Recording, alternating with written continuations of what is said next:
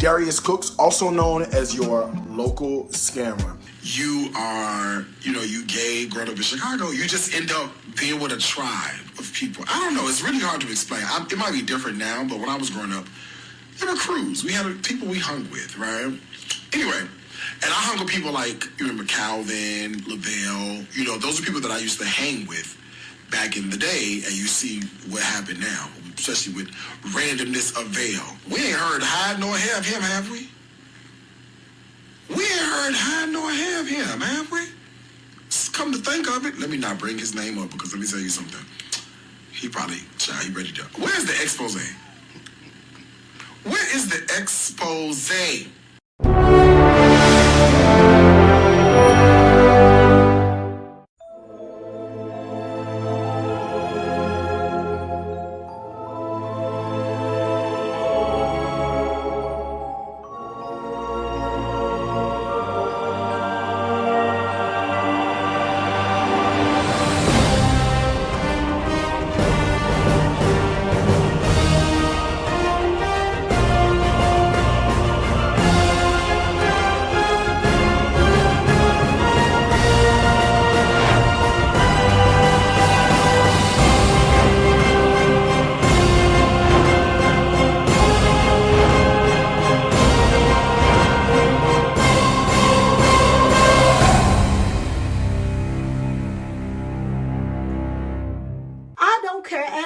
Show out, run your mouth, pop off at the mouth. I do something called an attack.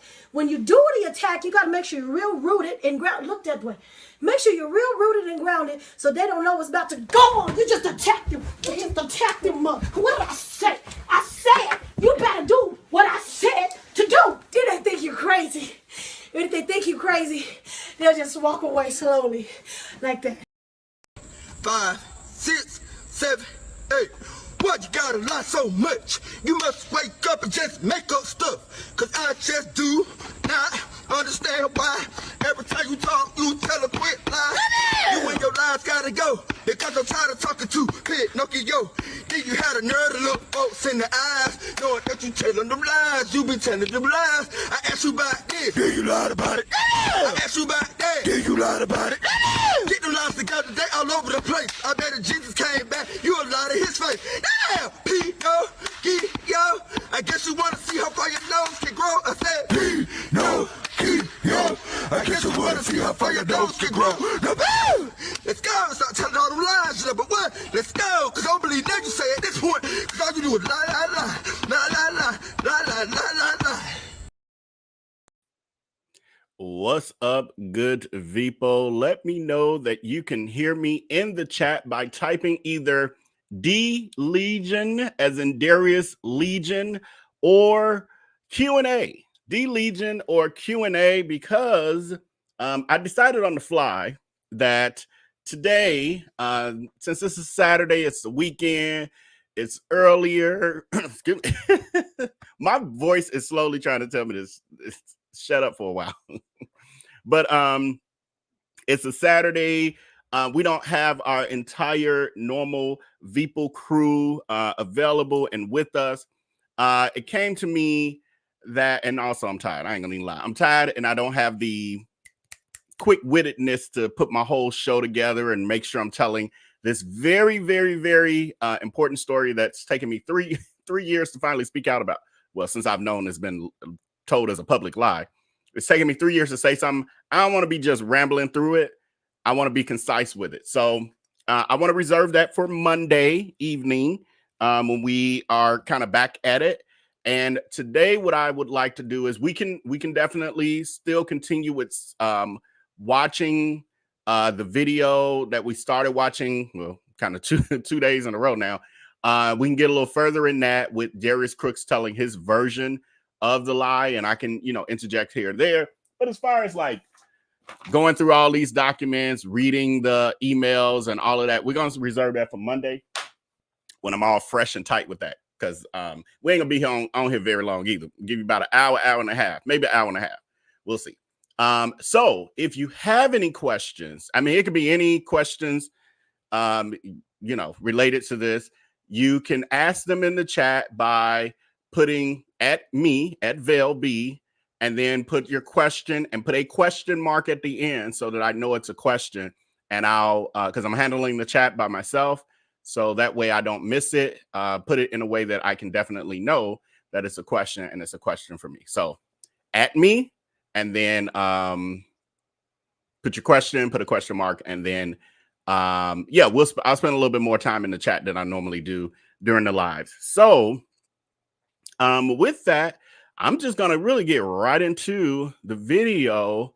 I think what I'm gonna do is bring us a little, take us to where we left off on yesterday, because I want to keep replaying the whole thing. Before they talk, I love it. Hold on, it just automatically starts when I pull it up. I think we were at the part where he's laying in the bed with his taco meat and man boobs hanging out.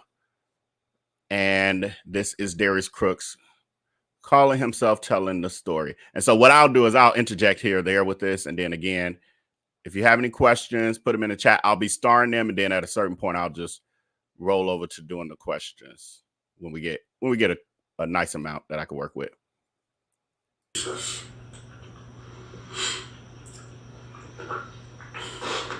What do y'all be arguing about in these comments? Okay. Hold on, I think it's start a little bit before that. Here we go. Okay. And I remember the time when I remember the conversation when Calvin asked. He was like, "Oh, please, child, they're gonna cut my life off. Let me go outside and tell this story, okay?" Now that's part of the story that I don't think I really touched on in a deep way about the inception of the food truck. Now, this is what the version I heard from. I heard it before. I don't know if I heard it from Darius's Storytime Lies or what, but the claim is that Calvin came to him and asked about doing the food truck. When he tells the story now, he'll say that I came to him with the other business partner and asked and begged to be a part of it, which is a total lie from the pit of hell. It happened the way that I said it happened, where they must have had the conversation. That part I don't know about.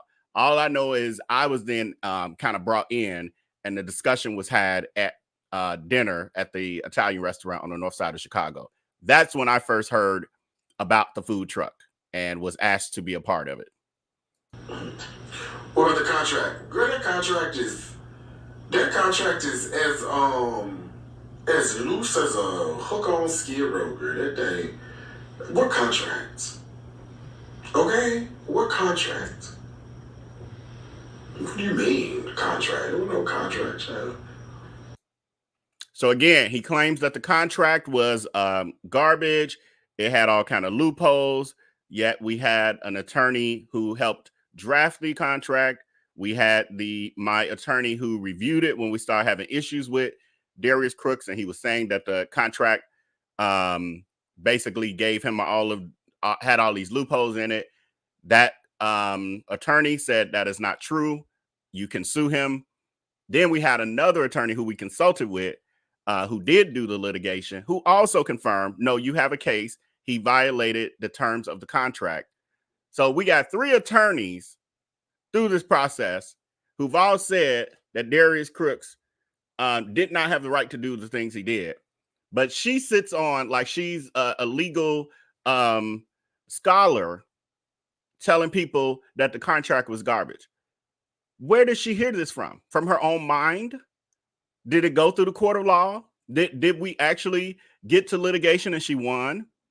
No, none of that happened. This is all her making it up. Okay. There are better business practices than putting people on Front Street. It's cowardly. Ooh, y'all be arguing. Ooh, y'all get to arguing in these comments. Ooh.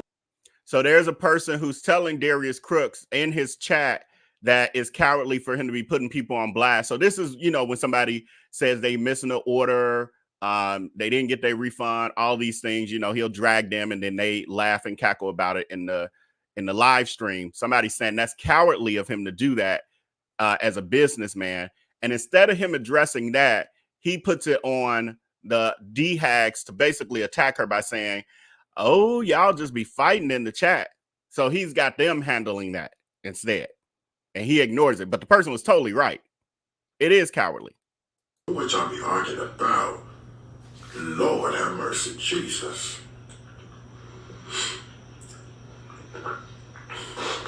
What do y'all be arguing about in these comments? Okay, it don't even make no sense. Y'all just be arguing. Oh, she talking mess. Since you can't talk mess, I can't really protect you. You start talking mess now. I want to, we like a nice friendly atmosphere around here. You can't be out here cutting up like that, sis. These people, ooh, she said, you did say you had time. I said, oh, Lord Jesus. Oh, Lord. So, let me tell you why my ex is so mad at me. And I say ex, but let me see. The last time I talked to this man would have been... The snorting. So you see him even kind of clarifying, well, I say ex, but the last time so he's really admitting like, we ain't really exes like that. I know I say ex, but I'm saying this only to make y'all disregard anything he has to say. But it ain't really like that because the last time we, so, and now he about to push it back to when we last dated, not when we actually last talked, which was 10 years after that. Let me see, this 2011 right now.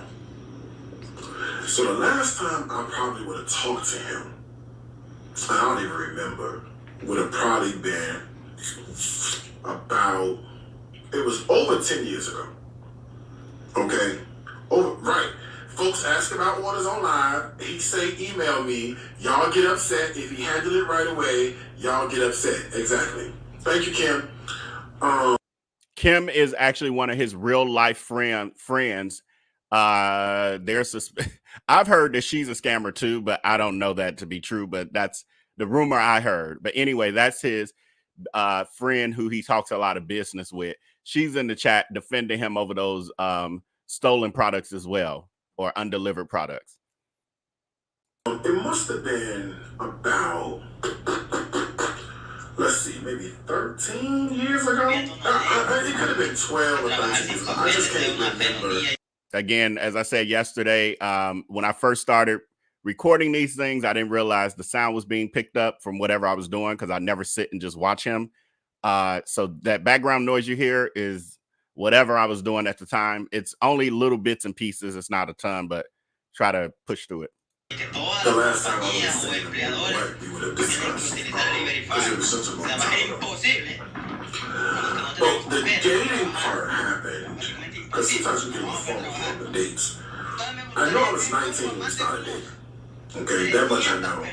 And we dated for approximately 2 years. So that would have been from 19 until I turned 21 is when we would have dated. So that was 17 years ago. 17 years ago. I don't even know who I was 5 years ago. So pay attention to how this narcissist recreates the narrative and narrates this story. What does the 17 years ago have to do with the years later after we were friends through that time? He's skipping over the whole friendship. Now that part has conveniently been erased from the story. That don't even count. Well, the part he's talking about doesn't even count because then we were friends for nearly a decade later. And then after being friends almost a decade later, we became business partners, which is when we officially ended up not talking at the end of that business partnership when we got scammed. What is he talking about? Why is he way back there at that has no bearing on how our friendship ended? None. Zero bearing on how the friendship actually ended. Let alone 17. She may have time, but she ain't got no pen, beloved. Come on, Crystal. Look at Crystal. Crystal say she may have time. So he's reading a comment from another one of his personal friends at that time, Crystal. Crystal, who y'all know we talk about, his head D-Hag in charge. So he's conveniently reading the comments and the reads from his real life friends who are defending his predatory practices against this lady who didn't get the order. And I don't know if this part gets into it. I can't remember because I edited some of the stuff out. So I may have edited out. What they're going back and forth about is on that particular day, there was a lady trying to find the whereabouts of her order. Really, she was trying to figure out the whereabouts of her order, because when she ordered her product, it accidentally put in the wrong address. I guess her old address or something. She didn't notice it until after she completed the order. But she said immediately when she saw the confirmation, hold on, y'all. She said immediately after she saw the confirmation, she then emailed him immediately to say, hey, I just realized that I put the wrong address down. This is my correct address. Can you correct it, et cetera, et cetera. She said literally immediately after she hit the button. Darius Crooks ignores her. She reached out to him multiple times. Now, fast forward, it's like, I think it was 2 weeks later or something. They have just automatic, because he ain't checking no emails or nothing. It's not a real legitimate business ran with customer service and stuff. As much as I don't know why they are delusional about that. As much as he's online and he's saying he's the one reading the emails, but he's constantly on live. And when he ain't on live, he's cooking. And when he ain't cooking, he's traveling somewhere. When does he have time to go through emails and solve customer service issues? And they know that. So anyway, he doesn't answer any of her emails, multiple attempts. She finally is able to get to him through the Instagram live, I think earlier that day. I don't think it's in this piece of it. And he then looks up the order, says, yours was delivered to so-and-so, so-and-so. And he'll like give part of the address, a city, a state, or whatever. She's like, that's my wrong address. I emailed you, et cetera, et cetera. He's like, well, that ain't my fault. You should know your address. And she's like, well, you know, this is crazy. Like, I emailed you. And he's like, well, your attitude is why I'm not going to do nothing. That's not my fault. You need to go to the post office and or go to that person's house and see if you can get the package, blah, blah, blah, this and that. So she then comes back in this later live, his before the edible kick in, when he laying in the bed, you know, eating and getting high and all that. She comes in there and then she's like, she's snapping off at that point because she's like, she's seeing everything we've been telling. She's seeing everything we've been telling. So now he's allowing the D-Hags to attack her because he's not running a legitimate business. I remember this particular situation because that person, the lady there, ended up in my DMs saying, looks like he got me. And she admitted that she was one of the people that kind of didn't think what we were saying was true. It's like, okay, well, you found out. Some people, what they say, soft head make a soft ass. So yeah, that was the situation with that. So that's what they're mumbling about, and he's responding to in the chat. He's gleeful because they're handling the lady in the chat for him, and I'm pretty sure she got blocked. I'm guarantee you, because he claimed that he was like, well, I would have, you know, usually I would have just, you know, sent her another one, but it's her nasty attitude, blah blah blah, this and that, and it's like, no, you were never gonna do that. You were never gonna do that because that's not what you do.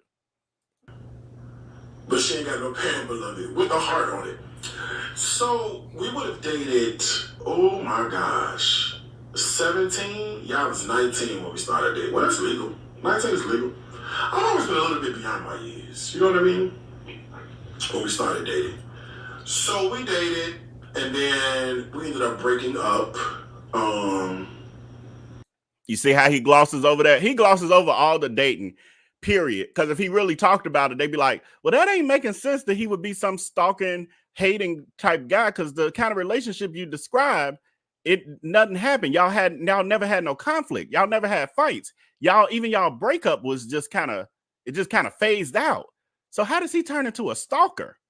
And then y'all became friends for almost a decade after that, and then became business partners. but now he's a stalking ex. That ain't making sense. So he glosses over that part of the story so that people can fill in the blanks and turn me into whatever they need to turn me to make it sound like I'm some jealous ex. Those relationships are, yeah, if you dated somebody that long ago, does that matter? Is that part of the history? I guess it kind of is, right? Because you have to look at yourself and be like, who was I? What was I doing? And what I was doing 20 years ago is so much different from who I am today. You know, like, it's a part of you, but it'd be like, oh my God, like, you know, I don't even remember how old the man is, to be honest with you. He was older than me. He was definitely older than me. But I don't even know how old he is. Yes, it was that long ago, child. That long, and he bumping his gums. So again, remember, he said, yeah, you know, we dated when I was 19 to 21. That was 17 years ago. Now he left it at that.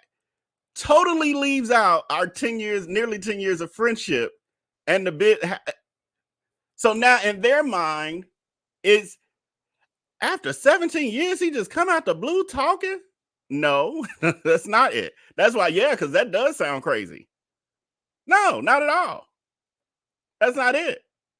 But this is how she putting the narrative together. So she ain't got to tell the truth about what she did and who she really is.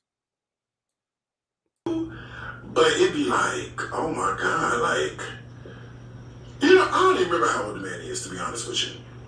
He was older than me. He was definitely older than me. But I don't even know how old he is. Yes, it was that long ago, child. That long, and he bumping his gums.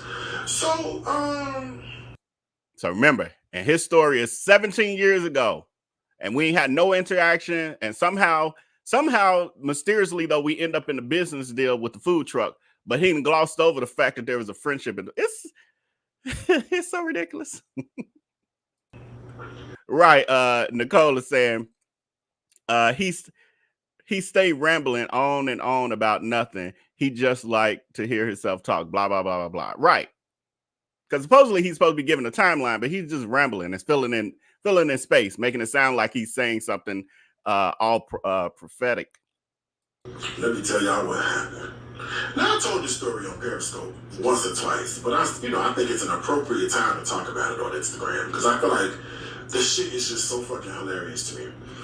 So it was actually stuff that happened that I actually forgot about. So it was people that had to basically like tell me what happened, and because I'm not giving you a view, I'm not giving you a like, I'm not giving you nothing. You understand me? I'm not giving you a view. I know how this shit go, and you're not going to show up in my algorithms. And if you do, I am blocking. You are blocked. And that's why he's blocked my every platform that I have. He has blocked, but it don't mean he ain't got the his bot accounts where he's over here. Y'all catch him in the chat every once in a while, and I catch him in my comments and everywhere else. But he has blocked my main pages on all his platforms. It ain't like I can't see his stuff though, because just like him, I learned. Oh, you create a burner account. Oh, okay, I see how this works. Then I can still see everything and get the receipts. Works for me. So a lot of stuff I forgot though. I forgot so much of the data. Y'all had to remind me because I'm like, I forgot about this and I forgot about that. How they reminded him of something they weren't a part of. I haven't come to y'all as viewers of me giving an account of my life, what I lived. I haven't said, hey, y'all, what was the date that we started the food truck? Now, when did I meet Darius? How did that first meeting go when we started talking about the food truck? What? How can I ask y'all those things? Y'all don't know. Y'all weren't there. This was here. And on top of that, I remember. That don't even make sense. And they like, yes, master, we helping you with the story. Foolishness. So it wasn't the best relationship. It wasn't like we weren't fighting. It wasn't tumultuous, but it wasn't like roses, the relationship was actually kind of just like, again, we both feel the same about the relationship. It wasn't tumultuous. There was no fighting. It was like, how does that person turn into a stalker?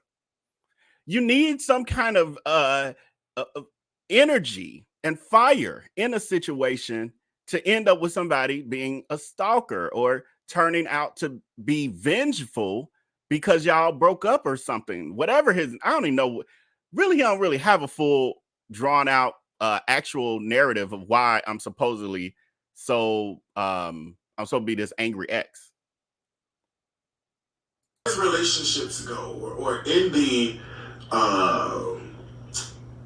looking over the history of relationships, it's like it wasn't really like the best, filled with romance. Plus, I don't even remember who I was when I was 17. When I was 19, I'm sorry, I was 19.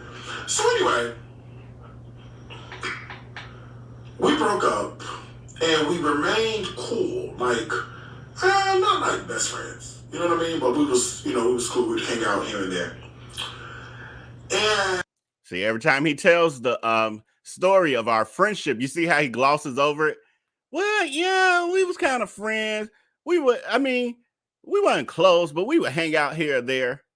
This girl just flat out lying. Then in the other one the earlier clip I showed you, he said, yeah, and we ended up having some semblance of a friendship for 10 years, girl, traveling together, one-on-one traveling together, traveling in friend groups, going to birthday dinners for friends, helping you start your YouTube channel, decorating your apartments.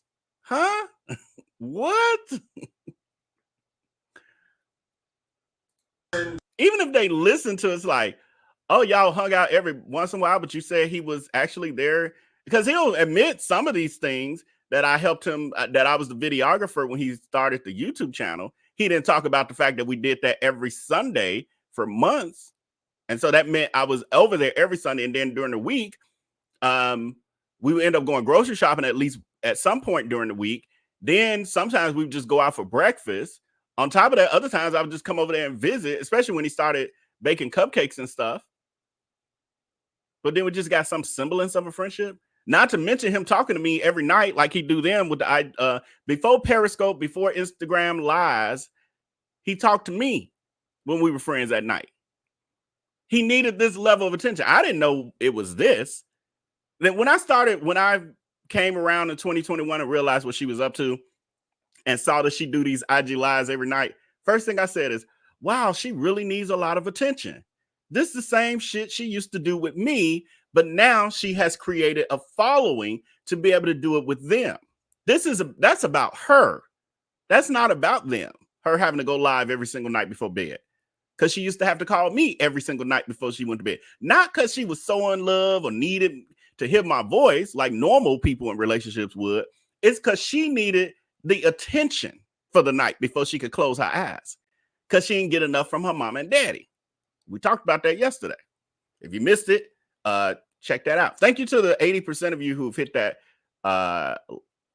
who voted and said that you have shared and liked this video. And if you haven't as of yet, please do so. Also, I'm going to put another poll out. And these polls for everybody on the other platforms only go out on the YouTube side. But feel free to answer in the chat your answer. But the next poll question I'm about to put out here is, did you see the episode, our live stream last night? Did you watch it either last night or have you watched the replay? Okay, we'll continue with this this bullshit right here. I remember, because it's also foggy to me, but I remember, what did he have? Okay, so he's telling it, oh, and it's kind of foggy to me. Who's saying that when they supposedly telling the accurate story? She's telling you all this stuff that's letting you know she's just making this shit up off the top of her head. When I first started doing YouTube videos, so this was like, oh my gosh, when I first started, my first video, I don't even know how old the videos are on YouTube. When I first, I guess I'm gonna guess to be stopping more and more because she lying. Every sentence is a lie. I'm sorry, y'all. Okay, I thought we hadn't really been interacting since 17 years ago. Did she start her YouTube channel 17 years ago? Absolutely not. You can go to her YouTube channel and see when she started it. I think maybe 12. I don't even know now. But this is, you got to keep in mind, this was a couple years ago. This here was in 2021, this clip. This ain't from last week. This ain't from last year. This is from 2021. So then look back at how it wasn't like we're 3 years later already. She's talking about some 17 years. She ain't had no YouTube channel for 17 years. So that would mean that I was around more recent than 17 years ago. You gotta follow the breadcrumbs. This line Trick putting out there. Started like probably 14, 15 years ago. It was a long time ago. He used to do the recording. He would, like, on the camera, he would record the videos, right? And so then I would edit them and whatnot, and we put it out. So that was like such a long time ago. And I had a group of friends that I was cool with. You know, I was hanging out with and doing stuff with. And he slowly became, yes, that long ago, child, yes. And he slowly became a part of this sort of like friendship circle, right? He became a part. And eventually, this is what I believe. This is my recollection of it all. Eventually, thank you, Queen of Monica's over on Instagram. Said, finally made alive. Glad you're here. Also said, it doesn't make sense. Laughing emojis. Right, it doesn't. It's all discombobulated. This version of her story. And that's what amazes me, why people have just latched on to it like it makes sense when it makes zero sense. She has clipped this. She's edited the hell out of the reality of it to create this this storyline. Because otherwise it won't make sense if you tell it the way it really happened and what it really was. I was kind of pushed out of the group, and he was then now like a part of this group. It was like 5 or 6 of us, right? And not a big deal. I think that for me was probably, you know, and I said this before, I said this a lot, that I feel like a lot of times this is a lonely existence. You know, I say that, you know, jokingly, but there is some truth to this, right? Because if you're going to be great at anything in life, a lot of times you gotta do it on your own. Or a lot of times the people, they can't necessarily like come with you, or people can't, you know, come around, or whatever the case may be. So I feel like that was like my first lesson in soaring, right? And how to soar and how to fly. His first lesson in soaring and how to learn how to fly. What? You had a roommate, you were living in your best friend who you ended up scamming's building. He was your landlord. You had a $1,500 car. You had the cupcake gallery. You were renting. It wasn't like you purchased a building and built out or nothing. You spent a couple $1,000 to get it ready. And then you scammed the investors. And you were going to work like everybody else. You were just slanging flour and butter cupcakes. What was the rest of us doing? All of us had careers. What is you talking about? What is you talking about? We weren't scrubs. Still ain't. Everybody is doing better even than they were doing back then. If they weren't all gay, I would introduce some of you ladies to them. These are some good men. And that stuff don't really feel good. You know what I'm saying? Like, it don't really feel good because you be like, I want all of us to go. Let's all go together. But, you know, listen, the evangelist Badu said you got to pack light. Okay? Got to pack light. So that was like my first lesson in like dropping dead weight, which was. But he's never telling you how supposedly this friend group of, he said 5 people, but it was more than that. It was like about 7 plus of us. He's saying that he dropped dead weight. But what happened? What caused this group of friends who weren't scrubs? They're all professionals still today. Everybody even doing better than they was doing in their early 30s, late 20s. People was ranging their ages back then. Or still ranging their ages, but some was in their late 20s, some was in their early 30s. Everybody doing well. They was doing well for those ages as well. all of a sudden you had to distance yourself, or you said you got pushed out the group, why would 5 or 6 or 7 or 10 people push you out of group? Because you're so much better than them? I think that's the narcissist answer. But what's the real answer? Why you not saying why you end up being, in your words, pushed out a whole friend group? When the truth is you separated yourself, because we was like, he was being invited to things and he was like, oh, I gotta work. Oh, and he would sometimes leave early. It was like it's a slow shift. And then people stopped.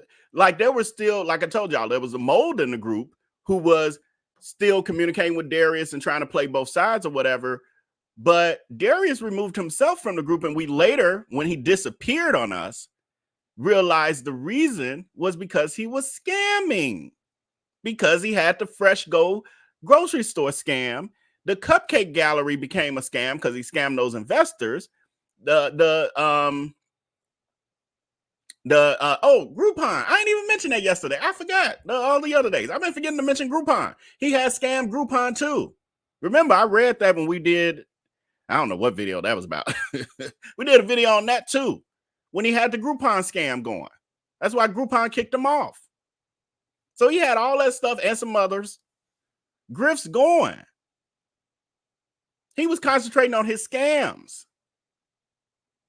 And then we was like, we knew the bakery wasn't as successful as he was claiming, because for one, he was working pretty much, I don't know, 6 to 7 p.m. or 5 or whatever it was. He was home every evening and he would just be held up in, because again, he had a roommate and the roommate was a part of our friend group.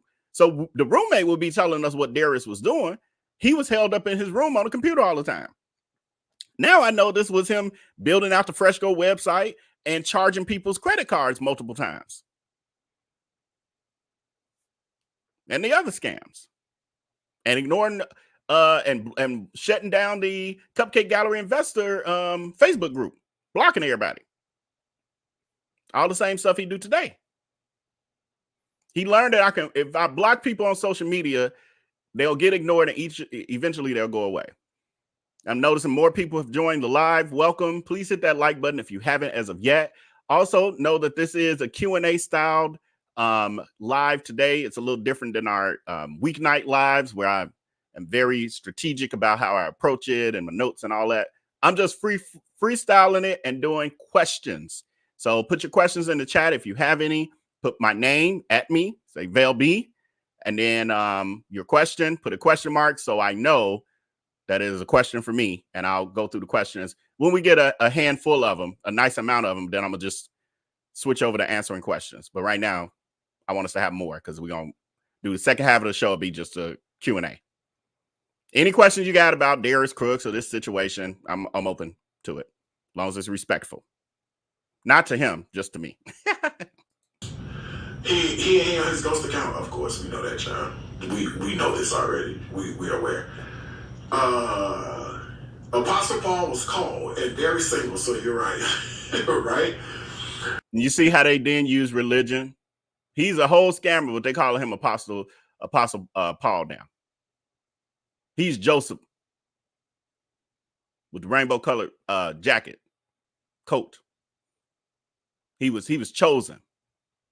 His brothers tried to kill him, push him in the hole because he was chosen. Girl, y'all delusion. So we were doing no. So this is what I was doing. So I was doing I'm at a cupcake shop in Chicago, and I had bought my first cupcake truck, and I was driving around doing cupcakes. You guys have heard people mention that on here. They'd be like, "Oh, I've been following you, Sister Cupcakes." You've heard that before. Another lie. He did not have a cupcake truck or a food truck prior to the story, The Lunch Machine, which I've told y'all about. Well, we're going to dig deeper coming on Monday. He did not have a food truck. When he started delivering the cupcakes on a food truck, it was the food truck he stole from us, The Lunch Machine, and rebranded. Prior to us starting the Lunch Machine, that never was, he had no vehicle, no company vehicle, no truck. He's mixing up the story. I don't know if this is on purpose or like he's saying, I don't really remember. It's all hazy. He didn't have a truck. So now he's trying to act like he had 2 trucks. But yet when he tells the story, he tells that he sold the truck. He didn't say I sold both my trucks. He said I sold the truck. Thought you had that would make you have 2 trucks if you had a cupcake truck before we even started the lunch machine. So what would have happened to that other truck? Nothing, because it never existed. He's a liar. So, I had this other idea. Yeah, I'm on private, but all the people who are hating against me, they're screen recording right now. So this story will be on Twitter shortly. If it's not already on Twitter right now. Okay. So I bought another truck because I was like, okay, I'm gonna do this other concept. And the concept was called the lunch machine, right? So I was like, I could do soups and salads and like lemonades and desserts or whatever the case might be. I could do all that, and I could do that off the food truck because people, there's no such thing as a food truck where you could just go and like, order whatever you want, order 8 things for a salad, and we make your salad, and I had like, I had all these like different dressings, creamy dressings, French dressings, balsamic vinaigrettes, all this stuff, right? And so I was on the truck doing good. You see how his stories go way out. Who cares about the types of dressings you had, salad dressings you had, when it's about this story of why I'm supposedly this stalker now and harassing you? It's to indoctrinate them. It's to love bomb them. Oh, yeah, master, because I love your salad dressings. And I got to rewind because I think he was lying about this, too, because he's talking about he had it on the truck or something. Hold on. That's a lie. It's all this stuff, right? And so I was on the truck doing good. And you see him trying to figure this out. He really trying to figure it out. Oh no, you know what? Back up. Oh no. Well, you know what? Back up. She making it up as she goes.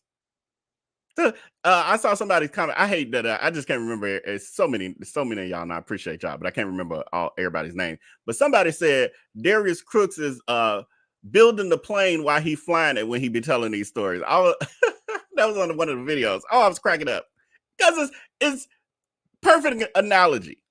He just takes off with the lie, and he don't have it all figured out, and he just puts it together as he goes.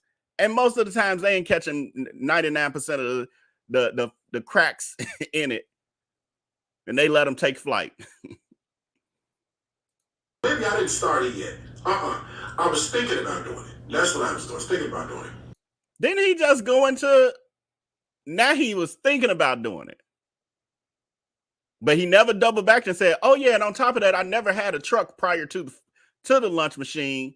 And when I was out there delivering the cupcakes that a few of y'all saw or heard, because it really was more tweets than anything on Twitter, it was actually the lunch machine truck that I rebranded after I stole it from Vell B and G.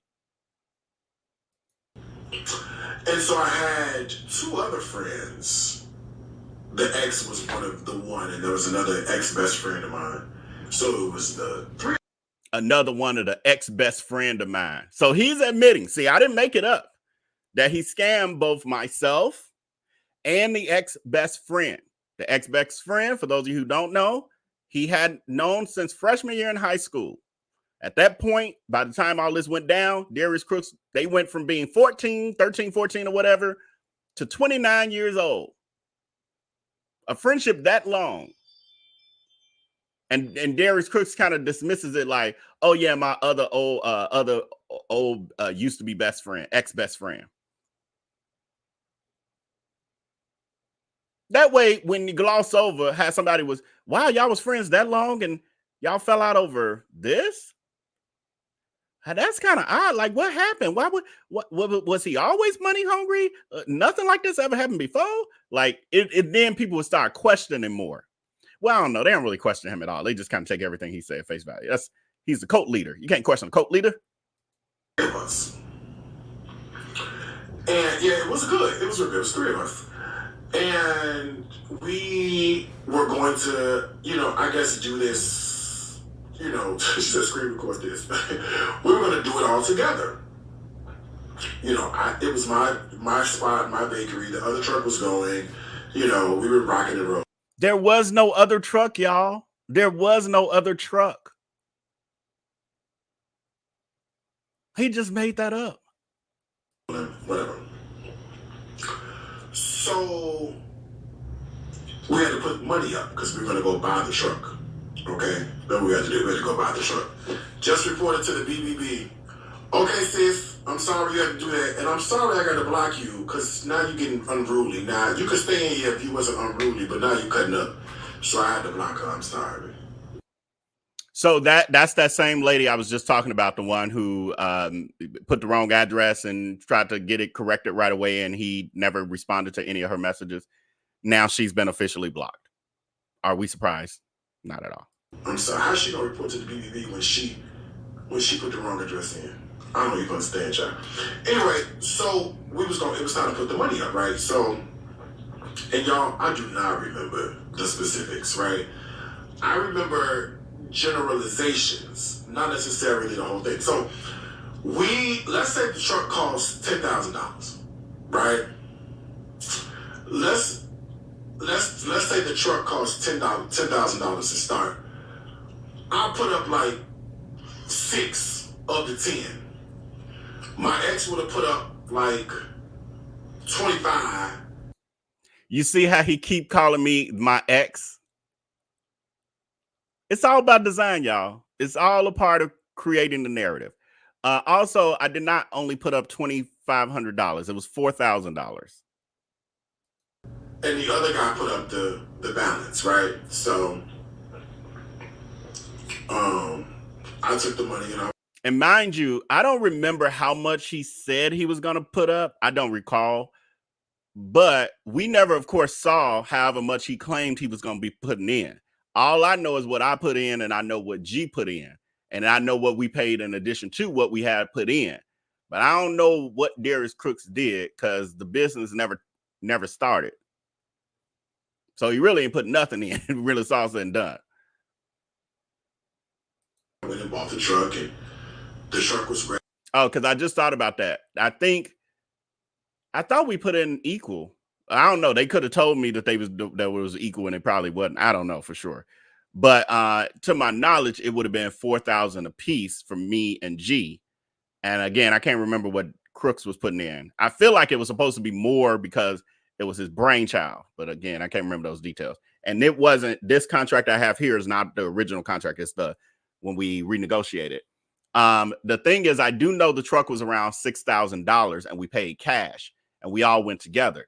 But even knowing how much I put in and how much G should have put in, that was enough to buy the truck. So Darius Crooks didn't have to put in anything and maybe never did. Registered to me, right? And the whole bit. So, all right, we working on a plan to launch the business and do this, that, and the third, right? I'm still running my cupcake shop, by the way. So it is what it is. So we had your plan, and the plan was we're going to do this, we're going to do that, we're going to make this happen, get the truck inspected, get the license, boom, boom, boom. So before any of this could even happen, we were sitting around having a conversation, right? It was a meeting. And we were having a conversation, and they were talking about things that we needed for the business. And when we were going to do stuff for the business, they were just suggesting, the other two were just suggesting things that we needed, right? We needed a phone line with a voicemail system. Remember, this is like 15 years ago, y'all. So, it's a lot different than it is today. We needed a phone line with this. We needed business cards with that. We needed that. And I'm like, wait a minute now. I already got one truck on the street. I know how this works, right? So why? Again, repeating this lie. Show us this truck you had on the street. I got receipts on the truck we had on the street, or should have got on the street. Where's this truck? Where's this mysterious truck that was on the street before you?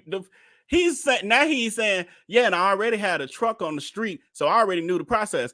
Use a MF and lie. I'm the one that got that. If that was the case, he would have got the lunch machine license because he would have knew the process, correct? Why was I the one getting the license? Also, why wasn't the restaurant passing for us to get the license? I had to do work on his shop. The bakery, it wasn't a restaurant, the bakery. If he already had a food truck going, I wouldn't have had to do anything because he would have knew all the steps. I literally was reading ordinances from the city of Chicago and the health department to figure out how to get the truck licensed and how to build out equipment and all that for mobile. I did in residential construction. I had never done anything with a vehicle as far as construction. I had to research that. Had he had those kind of experiences, he would have done that. Right, the devil is a lie. How in the hell do we need all this stuff to make all the stuff he's talking about? Now, I can see this is probably similar to what happened with the three kings.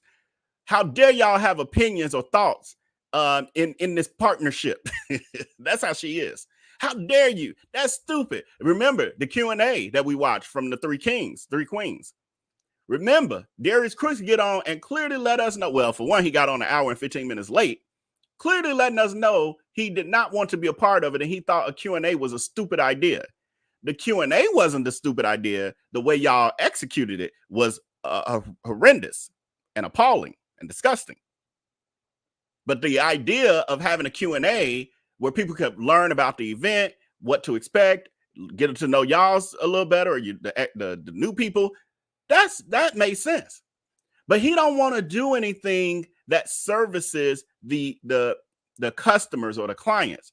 So what our issue was, rewinding all the way back to way back when we were having those conversations, because again, first I'm supposed to just be an angel investor not involved. Now he starts pulling me in and I'm like, F it. If I'm involved, then I got thoughts.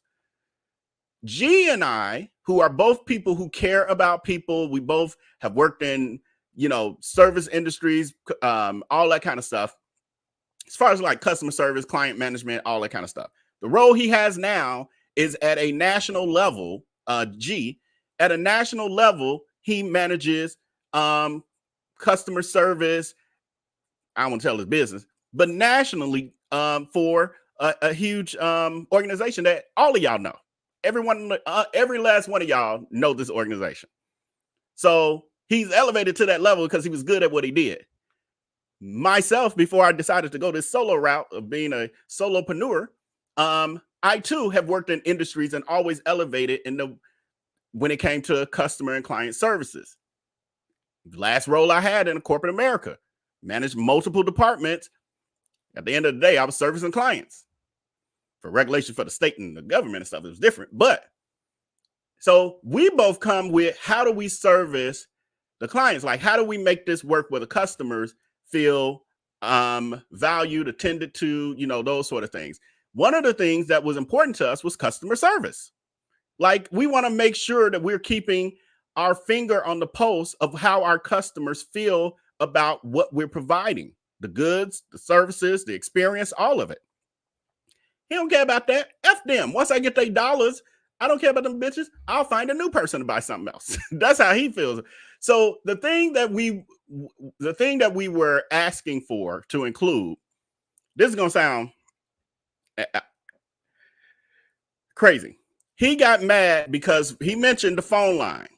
Because we were like, the problem was he wanted to have one cell phone. We're like, well, the problem is it's three of us. And if one person is, if you're the only person with the cell phone, how do we get connected to the business? And it wasn't like, he didn't want it to be like, oh, we dial in and we get the voicemail or whatever. And what we were talking about was not like three separate mobile phone lines or anything. We wanted just I don't know back then, because it's so long ago. I don't know if Google Voice was around back then, but that's the kind of service we were looking for, which wasn't even going to be a major expense. And he thought it was asinine for us to even bring that up. On top of that, we did mention business cards because back then, business cards were still important and people use business cards. Today, you don't need no business card. So those two things and whatever else, it was like everything that we were concerned with, we let him have everything food related, his social media thing. Because even back then he was learning how to manipulate social media. We like, okay, you got that. That's fine. We were concerned with the way the customers were treated. And that was for him, the Achilles heel. And that's what made him turn on us. Literally. That is what made him turn on us. We didn't know it at the time. We didn't realize it was that deep. You kind of hear him talk about it, but he glosses over it a little bit. This happened. Like, we don't need all this. And at the time, the #1 food truck on the scene was a company called Flirty Cupcakes. They're not that number, they were called Flirty Cupcakes.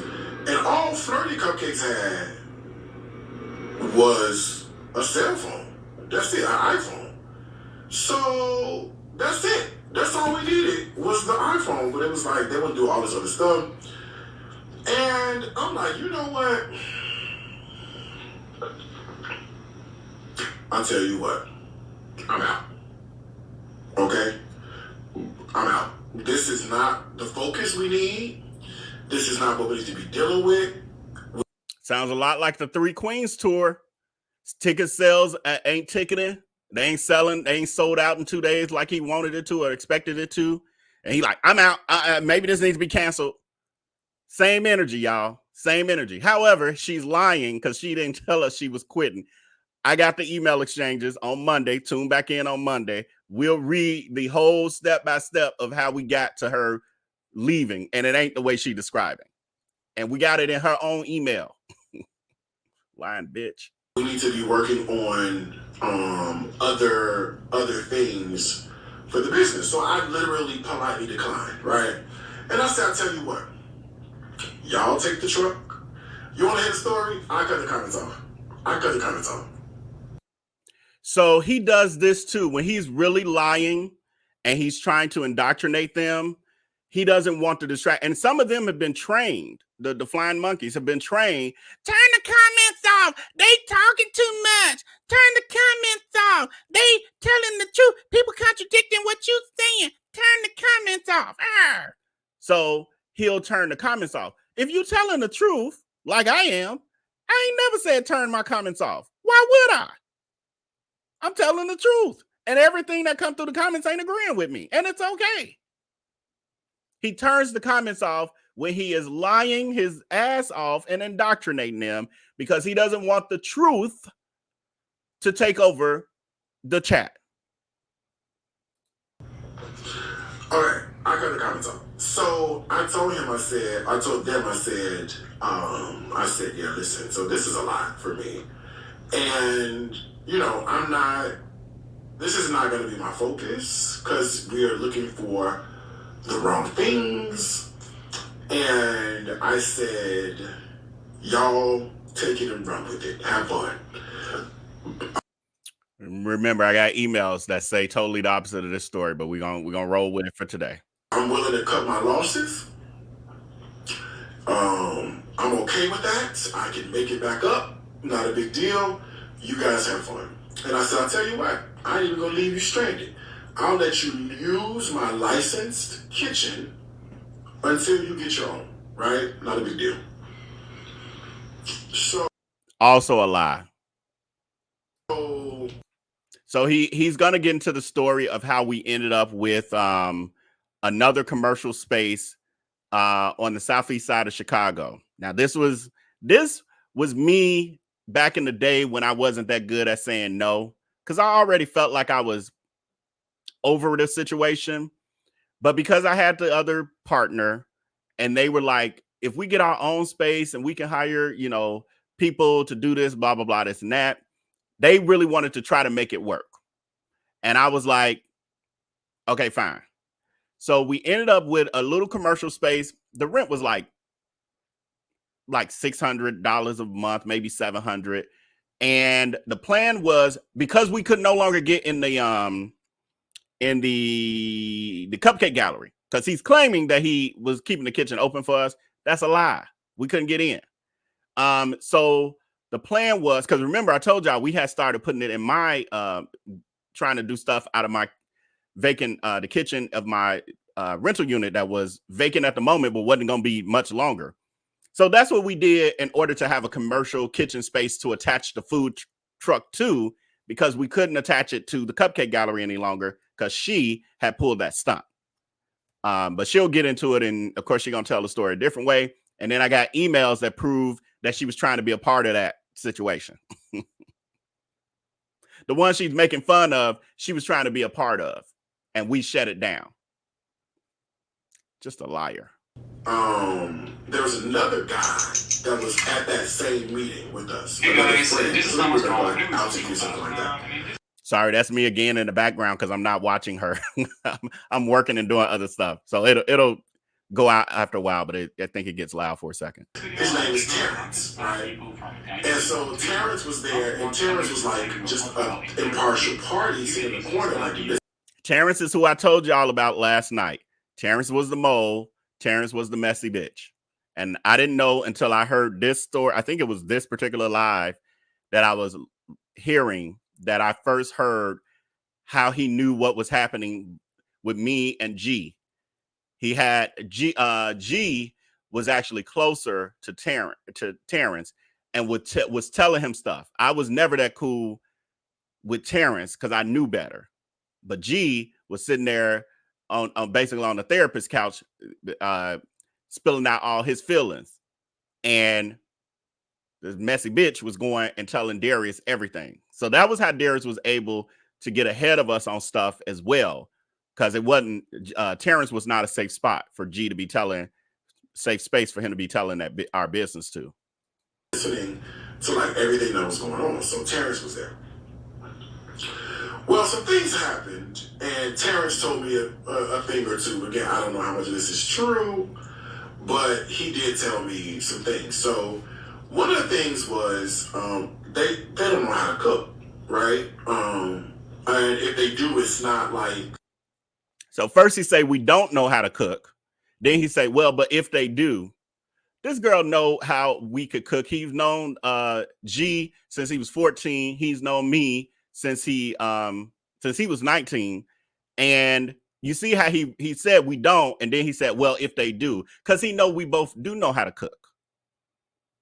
If we wanted to put as much effort into cooking, like cooking became his thing, was his thing. If we wanted to put as much effort into that as him, we would be better than him. Because I don't put a bunch of sodium in MSG and everything. Cooking from a professional. And I don't need a stick to make my chicken. Standpoint. So. Or Henny. You operate for. Or watermelon chow chow. Food truck. You gotta know how to saute an onion or something, child. Cut a bell pepper. What you gonna do? So. She's lying. Even the people know that the executive people from Patreon know that I cook I don't even know why I'm even entertaining that. I can cook. I can cook full meals. Terrence told me, he was like, yeah, they couldn't do it. So they were actually looking for, because I think we had like a cheddar broccoli soup and, wild rice biscuit or something. I don't know. He was like, yeah, they was on your website. They was on, back then I think it was like Everyday Cooking or something like that. It was like, he was on your website trying to find recipes for the stuff so they could make it. I was like, oh, okay, well, it's what it is. So I vaguely, like I kind of maybe, like as it was said, I had to listen a couple times. I'm like, I don't remember that. But I think I vaguely remember, yeah, we did that because he had us buy that, over $15 to $700. What I say, $1,500 to $1,700 worth of groceries. So what we were trying to do, we're like, we know she's making whatever she was planning on making or wherever she got these ingredients from is based on these recipes she already had out there. Because by that time she had her little Everyday Cooking website. So we knew that was the origins of it. So our goal was not to reinvent the wheel, but we were going to go look at her recipes and figure out what she was planning. Because all she had was a list of stuff. A roast, and I can't even remember y'all because it was just so much, but different meats and different vegetables and and this and that. And we were trying to figure out where did she get this from? And I mean, looking back, I don't think she ever was going to do it, but she came up with the list from somewhere. So that was our goal, to go there to say, okay, well, now we know what she was going to make with the roast. Here's the recipe. Let's recreate that and get that on the truck and hopefully get it sold. It was that. That was what we were trying to do. Not that, oh, we don't know how to cook. Oh, my God, what we going to do? Let's just cook from her recipes. It was not that. It was based on her having us spend $1,500 to $1,700 on groceries that we were stuck with and trying to figure out how we could get, how we can recoup our money from it. That's what that was about. And then again, we got this mole who going back and forth. And then, Darius, he telling the version that works for him and works for his narrative. But that was what was happening there. So, you know me. I was always even back then, I was a mind my business kind of person, doing my thing, working my shit, right? And so the name of the truck was called, now this is going to be important because I'm going to bring this back up later. I should record this, put this on YouTube. Y'all, this is juicy. Ain't this good? Ooh, this is good. Y'all get in the comment. I know you're shaking your head like, yes, Darius, keep going. So listen, let me see the comments when I say that. Hold on. I know y'all shaking y'all head like, yes, keep going. Let me see the comments. Hold on before I cut it back off again. So you see how she is enjoying this. She's creating this narrative. Somebody just said, like a narcissist, they need that type of attention and feedback. That's what she's getting right there. Look at her face. She's euphoric. I was about to say something. I can't say we on YouTube, but she's euphoric. Look at her. Gleeful. Because she's lying and they're eating up the lie. I know y'all like this kind of Just juicy follow stuff. these steps, and you will learn how you can do it. So, So now this jumps to, which one was this? This jumps to the other last week when she caught herself telling the story again. I just didn't catch the whole thing. So I jumped to a more recent version because you'll see how she changes the story a bit each time she tells it, just for the theatrics, and she's lying. How about that? She's just lying. I texted him and he replied back. He said, I think it's at the country or in the country or at the country. He said at the country.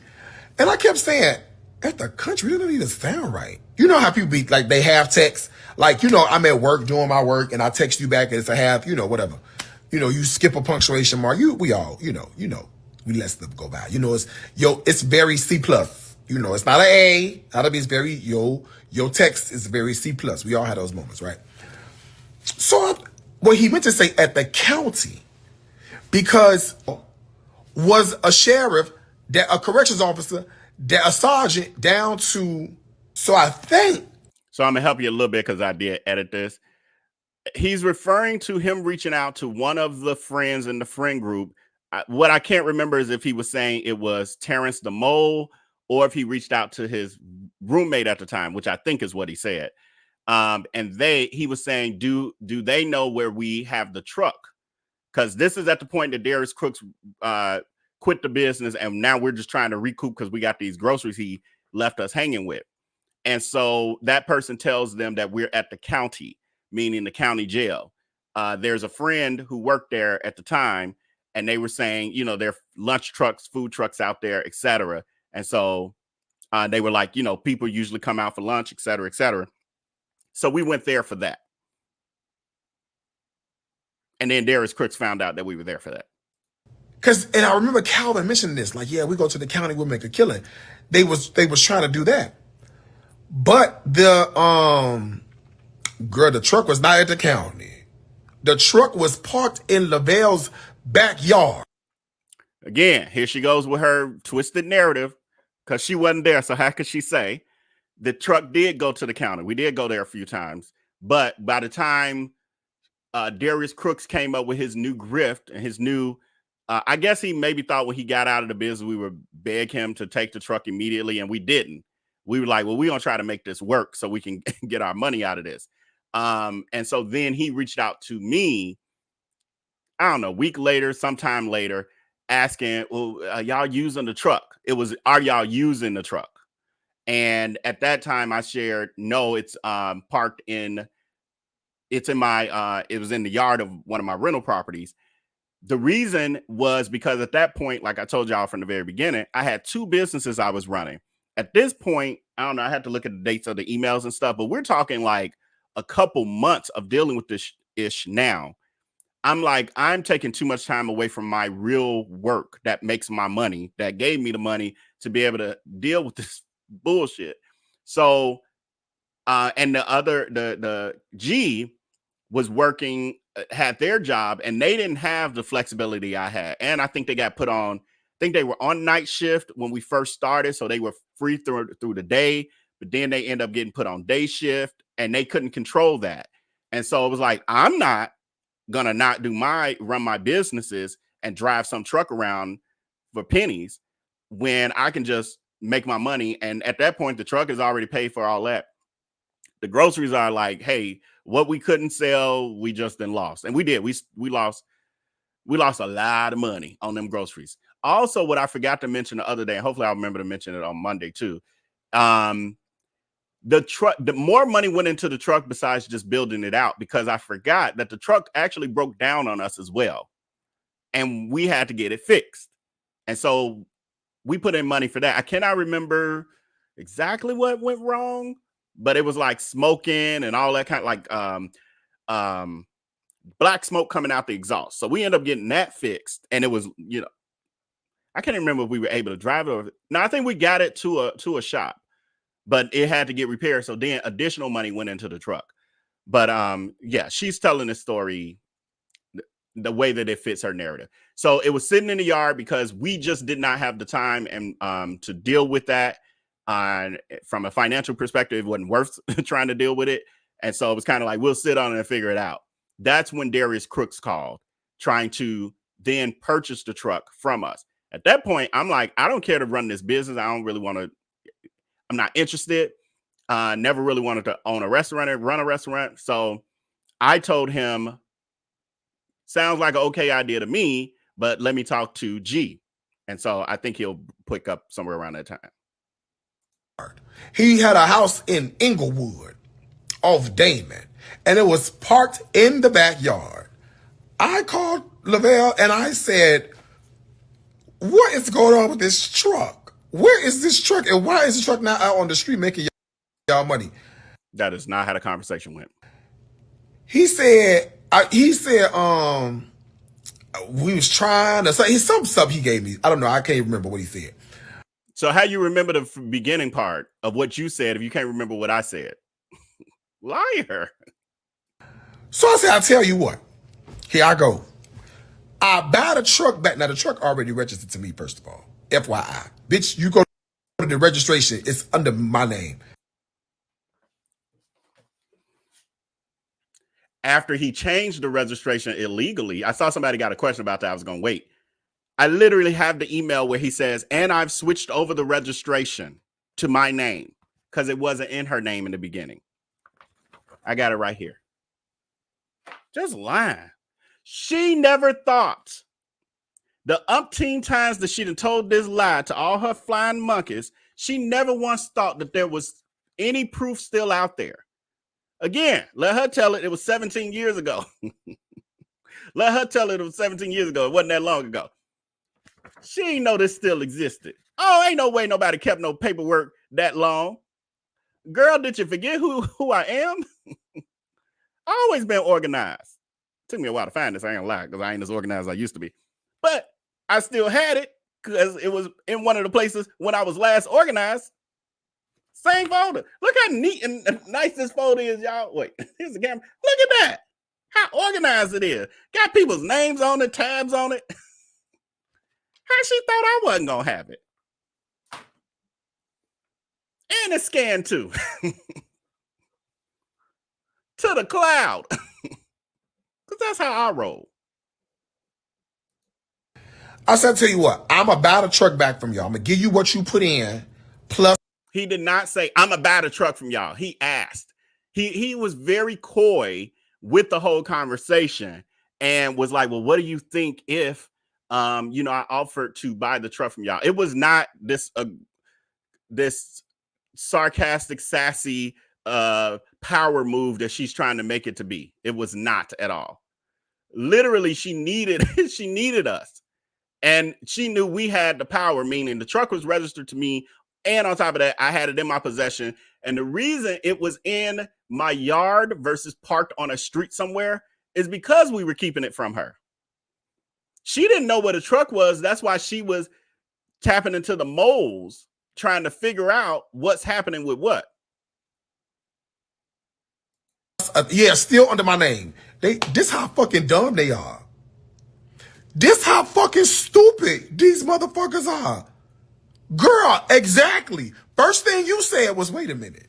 In your name? Yes. Them fuckers didn't even change. They didn't even transfer the damn registration to somebody else. Girl, they dumb. Girl, just bone stupid.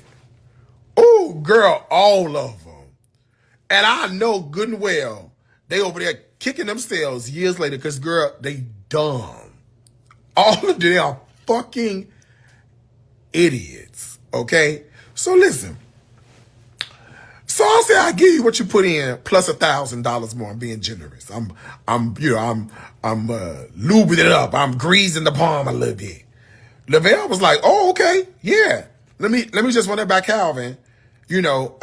I don't remember being like, oh, okay, yeah. And I also don't remember him saying the truck plus $1,000 because I don't think I would have been cool with that. Okay, cool. So we called Calvin on. We hadn't even talked about the amount. Now I remember clearly. We didn't talk about the amount because that's why I was like, well, let me call Calvin and see what because at that point we're partners. Crooks ain't no partner with us no more. So I'm like, well, let me call and see what he got to say, and we'll get back to you. That's how that went. Three-way. That's how long ago this was. When last time you had a three-way phone call? Bitch, we have Zoom. We have Teams. When last time you been on a three-way phone call? Anyway, so and y'all see how sinister her laugh is.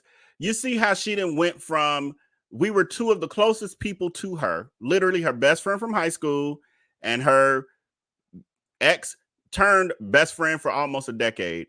And she is sinister about supposedly, remember when I read y'all was that yesterday I read to y'all her, and when I was in Chicago, I had some business partners that did me wrong. Like, but now she's, oh, I got them bitches, they were so stupid, blah, blah, blah. She shifts the narrative depending on the way she needs to tell the story to make it go her way in that moment. She's either the victim or the victor. Those are two roles in any story, the victor or the victim. Every story. In this situation, she had to turn herself into the victim, meaning they was out to get me and I got them before they got me. And then now the victor. They was some stupid bitches and I was going to just get them the truck, money for the truck and $1,000. And them silly bitches was about to do it. She's the victor. She was so intelligent. What she ain't telling is that she lied, like she lying to y'all now, and stole from us and walked away and said, I dare y'all to find me. If you can find me, you can sue me. But if you sue me, you still ain't going to get no money because I'm broke, because I'm a broke scammer. She's a mess. So we called Calvin. Calvin said, oh, that sounds good. Let me think about it. That's what he said. So then he called me back and he said, that sound like a good deal, but I want to propose a different offer. I said, what is it? He said, we want 50% of the profits indefinitely. I said, that's all you want? He said, yep. I said, deal. Dumb as fuck. So they went and drew up a contract. So let me tell you. So I'm at I'm out of my business doing my little stuff. I probably was not out of my business if I know me. But anyway, I was doing my little stuff. And they want to they drew up a contract. They want me to come sign the contract. So, child, get this. These fucking urban city planners, okay, these people that work for the Department of Housing in Chicago, that's because that's how they acting. Now, mind you, the story he's about to tell, because I'm going to hop off camera for a second. The story he's about to tell is a business he tried to get in on, and I have it documented with the emails, and we told him no thank you. But now his version is it was a stupid idea that he wanted in on until we told him no. But he leaves that part out. They said they're going to put a restaurant on 75th over East, like Little East of Jeffrey. Don't ask me the name. And remember, the purpose of this was to be our kitchen for the food truck, because we could no longer use the cupcake shop because of all the shenanigans he had pulled. Not because we just decided we want to open a restaurant. She's such a liar. Such a liar. Can't thank girl. I can't, my brain is not functioning properly right now. And it was, guess what the name of the restaurant was going to be? Girl, not a creative bone in their body. Girl, Eat Better Cafe. Damn, y'all.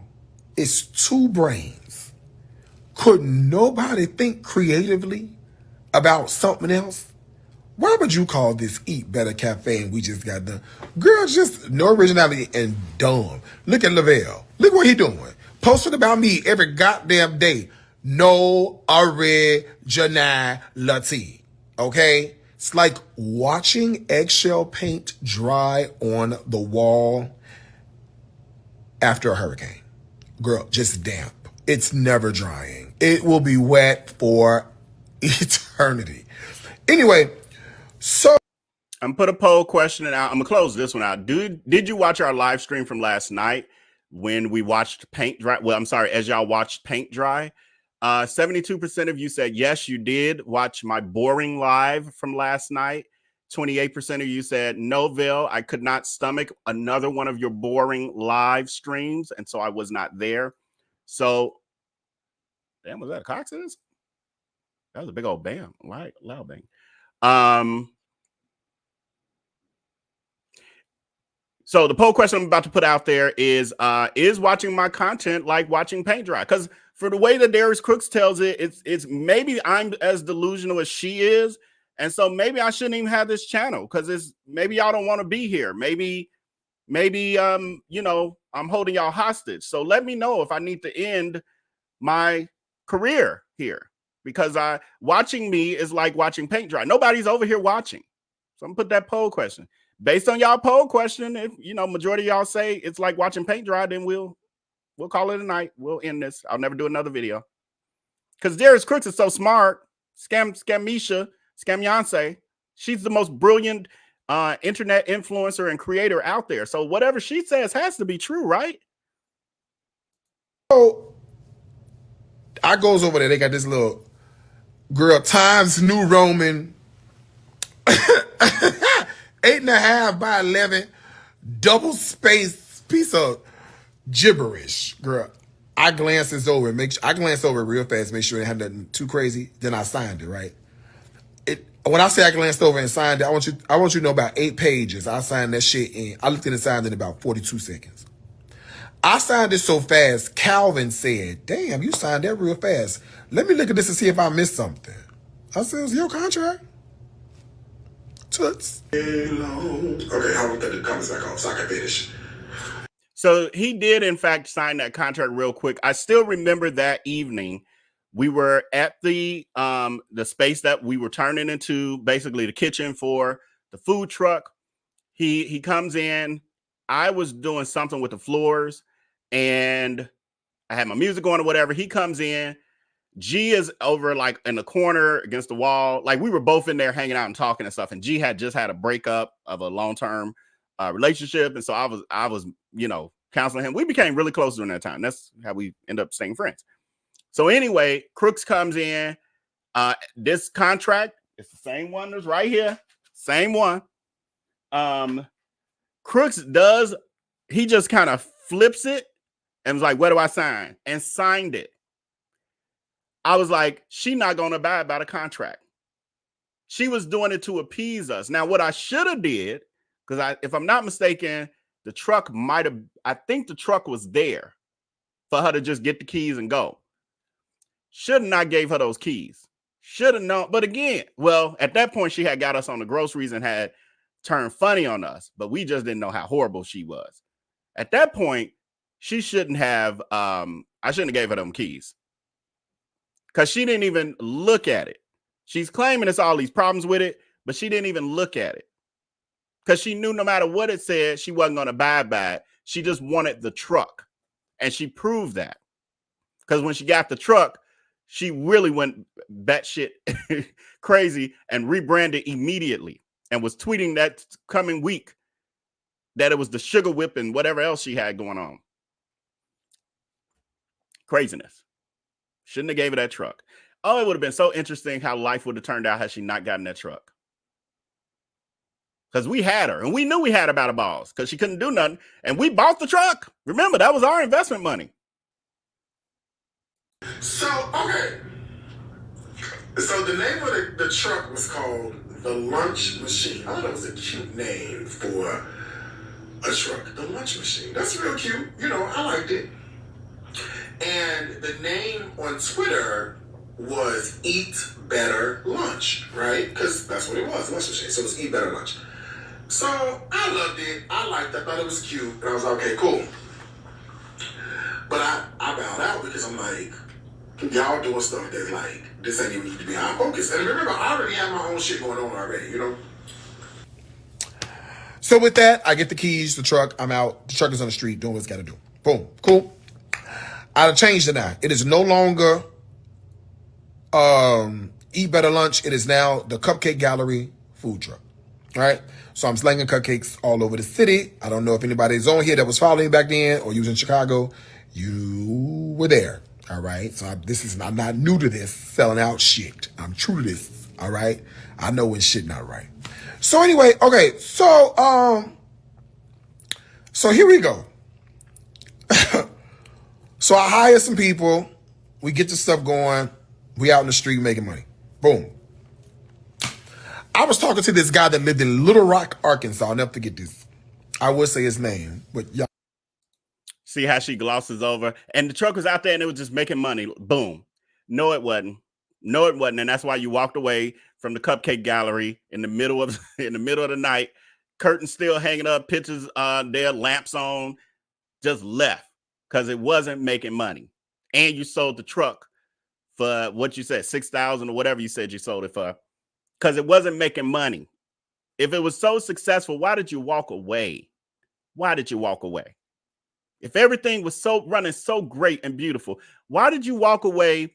And on top of that, within 4 days of escaping to New York, get a corporate job. You should have been rich. You should have been wealthy. The way you claim that cupcake shop was making so much money and all these other grand business ventures that you had, why would you need to immediately get a corporate job? You need to sit down and really map out your own web of lies and just try to make it align a lot better than it does. Because the truth, when it's laid out with receipts, shows that you're a fucking liar each time. Real quick. Real quick.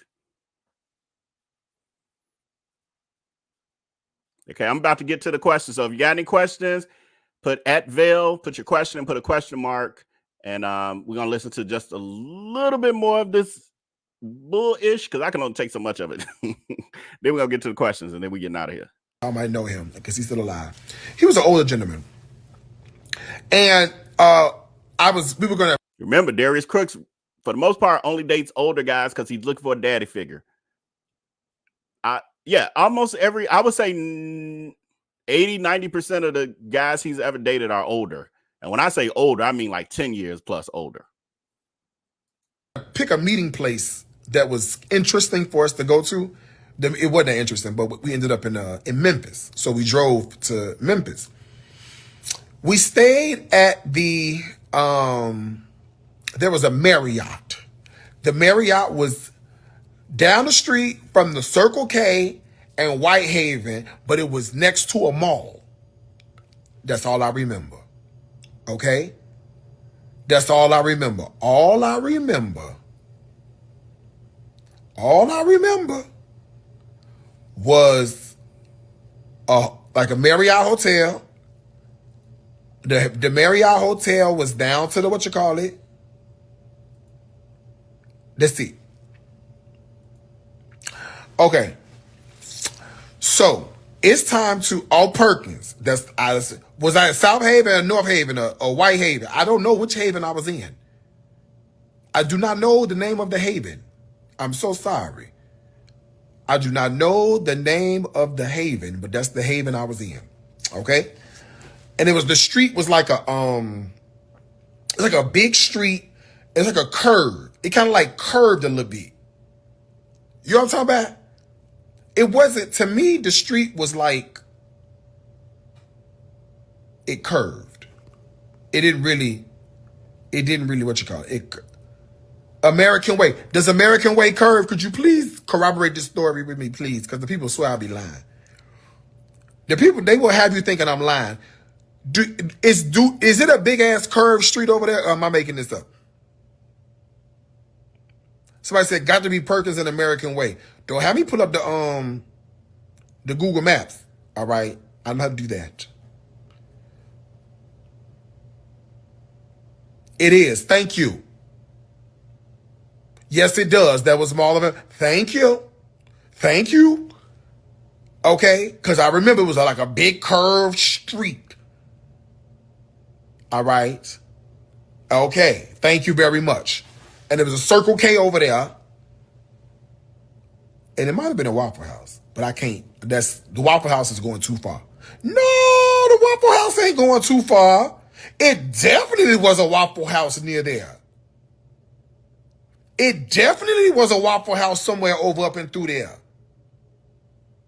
Wasn't it a Waffle House somewhere? Am I making this up? No, it was a Waffle House. It was not an IHOP. It might be an IHOP now, but I swear to God, it was a Waffle House. Still is there. Come on. Come on. The Waffle House, come on. Do not play with me. I knew it was a Waffle House over there. The Waffle House over there, but the mall is closed. That's why I stayed. Now tell me I'm lying. Tell me I'm lying. I don't even know what that said, but I knew what I saw. I don't even know where I was at, but I knew what I saw. So anyway, all right. So it's time to go home. Okay, we're done with the bullshit.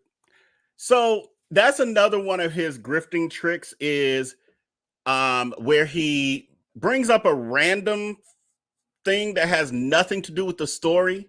Like and what street over there? It's a curved street. Over there by the mall, over there by the Waffle House, right? Right? Yeah, somebody confirm. Right. See, I ain't got to lie. Why would I lie to y'all? Who's talking about a fucking Waffle House? What does the Waffle House have to do with this story? And just because you remember a location of a restaurant or what a street looked like or a street name, don't mean you telling the truth about the facts of this story, because it's not even one and the same.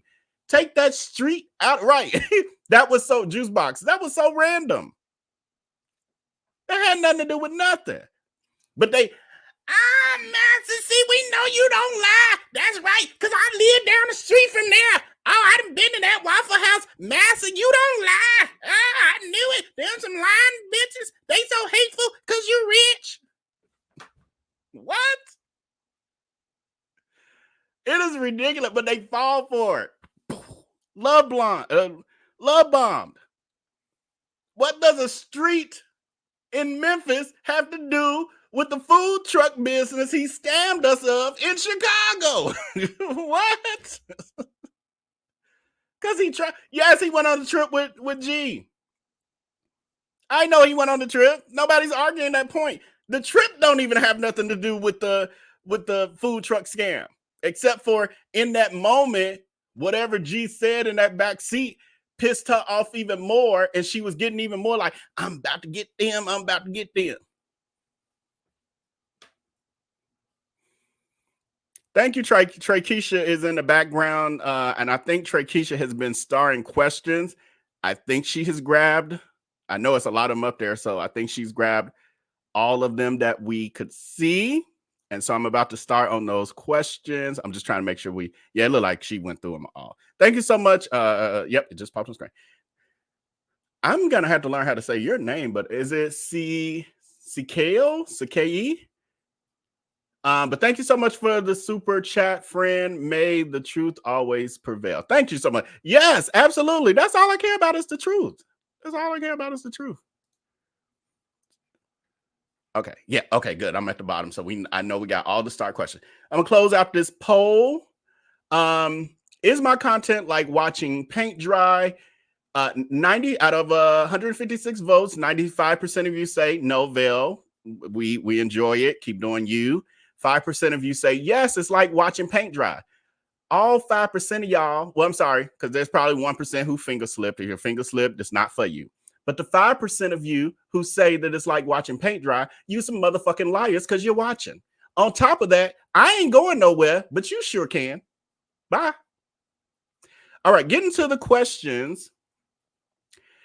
First Lady Brown says, Vell B, were you able to meet the grandmother that was his inspiration to his cookbooks? No, she passed away when he was younger. So I want to say she passed away about 2 years or so before I met him. It wasn't that long, maybe a year and a half to 2 years, something like that before I met him. So no, I never got to meet her. He talked about her though, but I never got to meet her. Do you think he started up the restaurant reviews again because he has no income streams now that the Three Kings tour is off? Seems to me he's scrambling now. McClendana, you are correct. He is scrambling. So he's going back to his trusty, he's going back to what works for him. So the Three Kings grift ain't gonna work out. He's going to go back to his trusty dusties. That's going live 15,000 times a day. That's those cooking lives that he used to do like in the evenings, but now he's doing them in the morning and the evening. He's getting his internet, his views from his social media platforms. So he's relying on that. So yes. So part of that restaurant reviews is getting the clicks and the views so he could brag about making $60,000 on Facebook or something in a month. So yes, which lets you know that he really ain't as wealthy as he claims to be, because he scrambles hard when something like that doesn't work out. He runs right back to social media and works out that grift. So he's out on IG lives all day, every day, the cooking lives, and then he'll create and stir up drama on social media in general, so his posts and stuff will get more attention. Yep. Mistress Melt says he's attention starved. Yes, absolutely. BB Smith over here on Instagram. Thank you, friend, for your comment saying, keep going, Vell. It's appreciated. Thank you, friend. I appreciate you. See, we got 25. So I'm going to do all 25 comments and then questions, rather, and then we're going to head on out of here. If his warehouse is in ATL and he lives in Houston, how is he able to fulfill orders? So now Voodoo Queen, he has a worker there, and then he hires day labor. Well, probably the worker now hires the day labor. So depending on the truth is his orders are flatline, because when he shows those graphs of his Shopify, you'll see it's pretty stagnant. And then all of a sudden when he creates drama gets into it with somebody and then creates a discount code, then it's jumping, it spikes. That's when he gets the influx of orders. And when he'll create drama, go on live, go on his cooking lives, and then he'll do an infomercial where he's selling, slinging skillets and cookbooks and stuff. And then that's when they'll get a spike in sales. So on the average, regular Monday through Friday kind of situation, week to week, it ain't that much happening. I think that person probably worked part-time 2-3 days out the week. Even when I have been in Atlanta, I have gone by that warehouse on multiple occasions, and you only see nobody's car in the front or the back of that place. Multiple occasions I've gone there. Nobody there.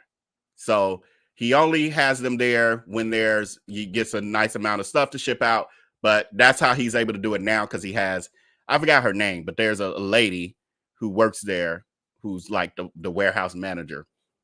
So I'm thinking most of the time she's doing the orders.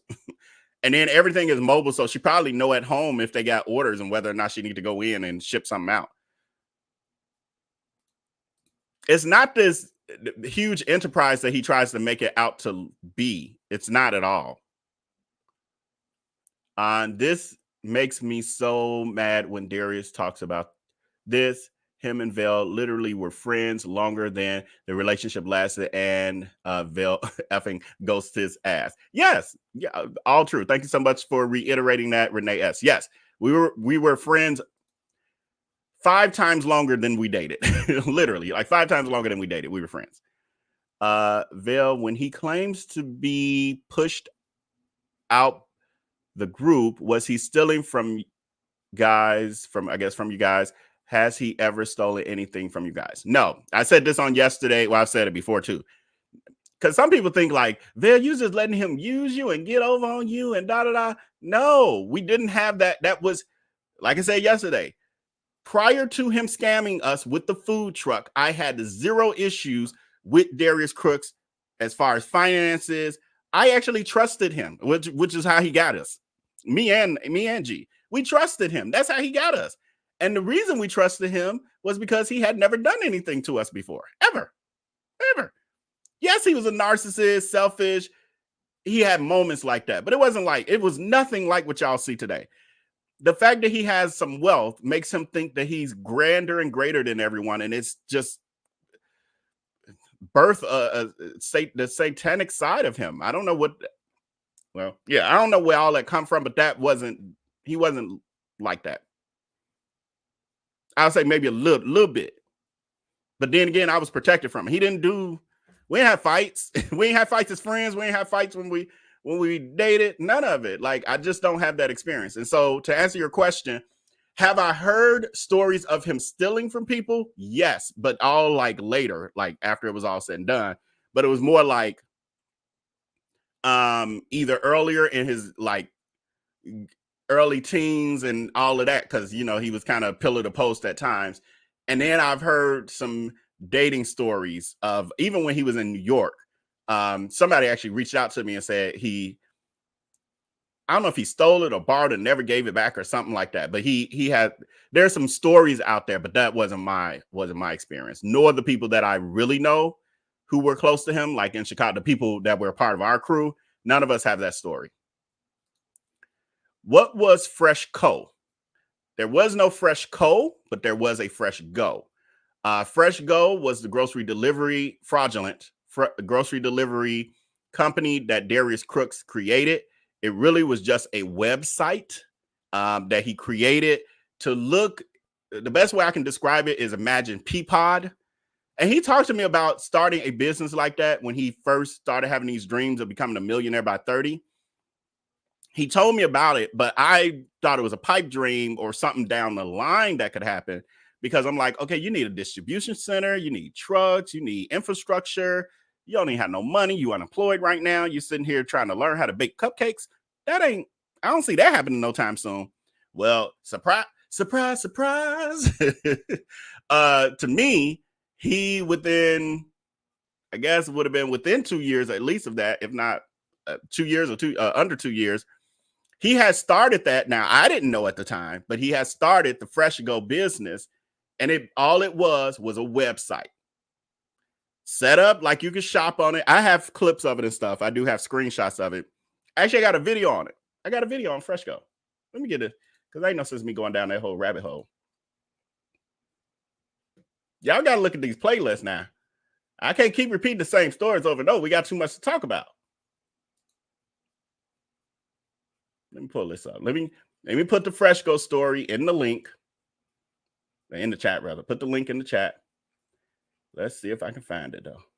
I'm also going to reorganize the playlist. That's what I'm going to do probably tonight, is reorganize the playlist and make it just one consistent playlist. Because in the beginning, I didn't know this was going to be like this. I had no idea.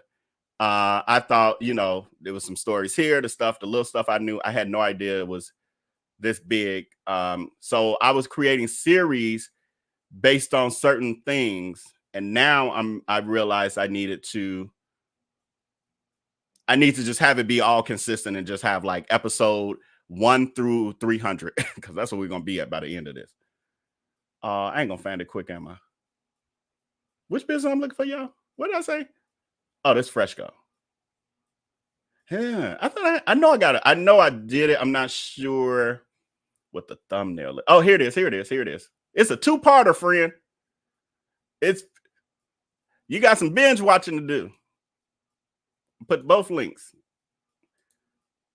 Back then, my episodes were shorter. They wasn't like these long ass live streams I be doing now. This is when I was pre-recording everything. I ain't like being on the camera like that. Okay, that's part 1 coming your way in the chat, and here's the link for part 2. So check these out. Who am I talking to? Tanya, and this will give you all you need to know about Freshco. All right, next question. Is there an American Greed episode for Crooks? There needs to be. No one has covered him in a real way yet.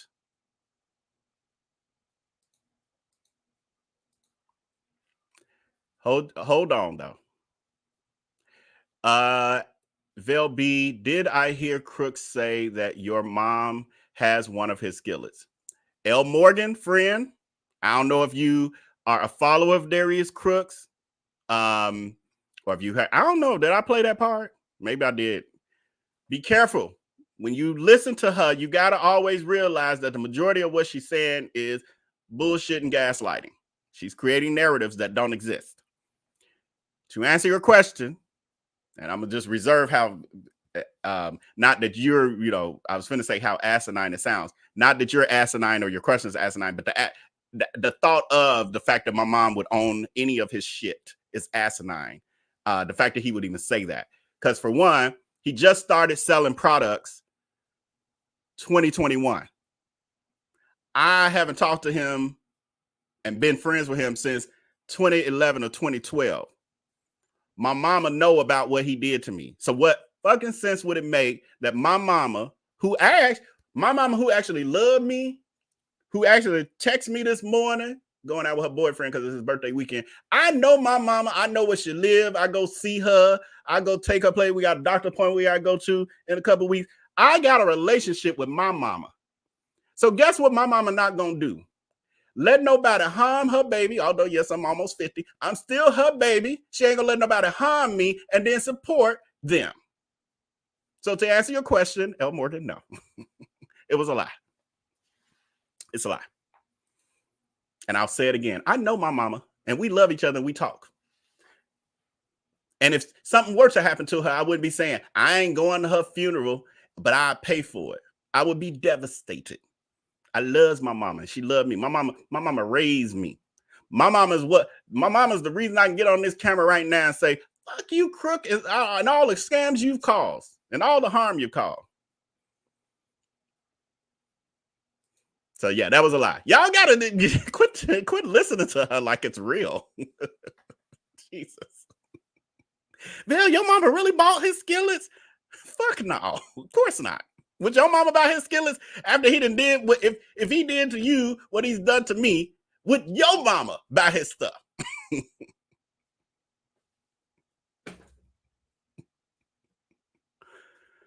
Now his mama would buy my stuff because they ain't got no relationship.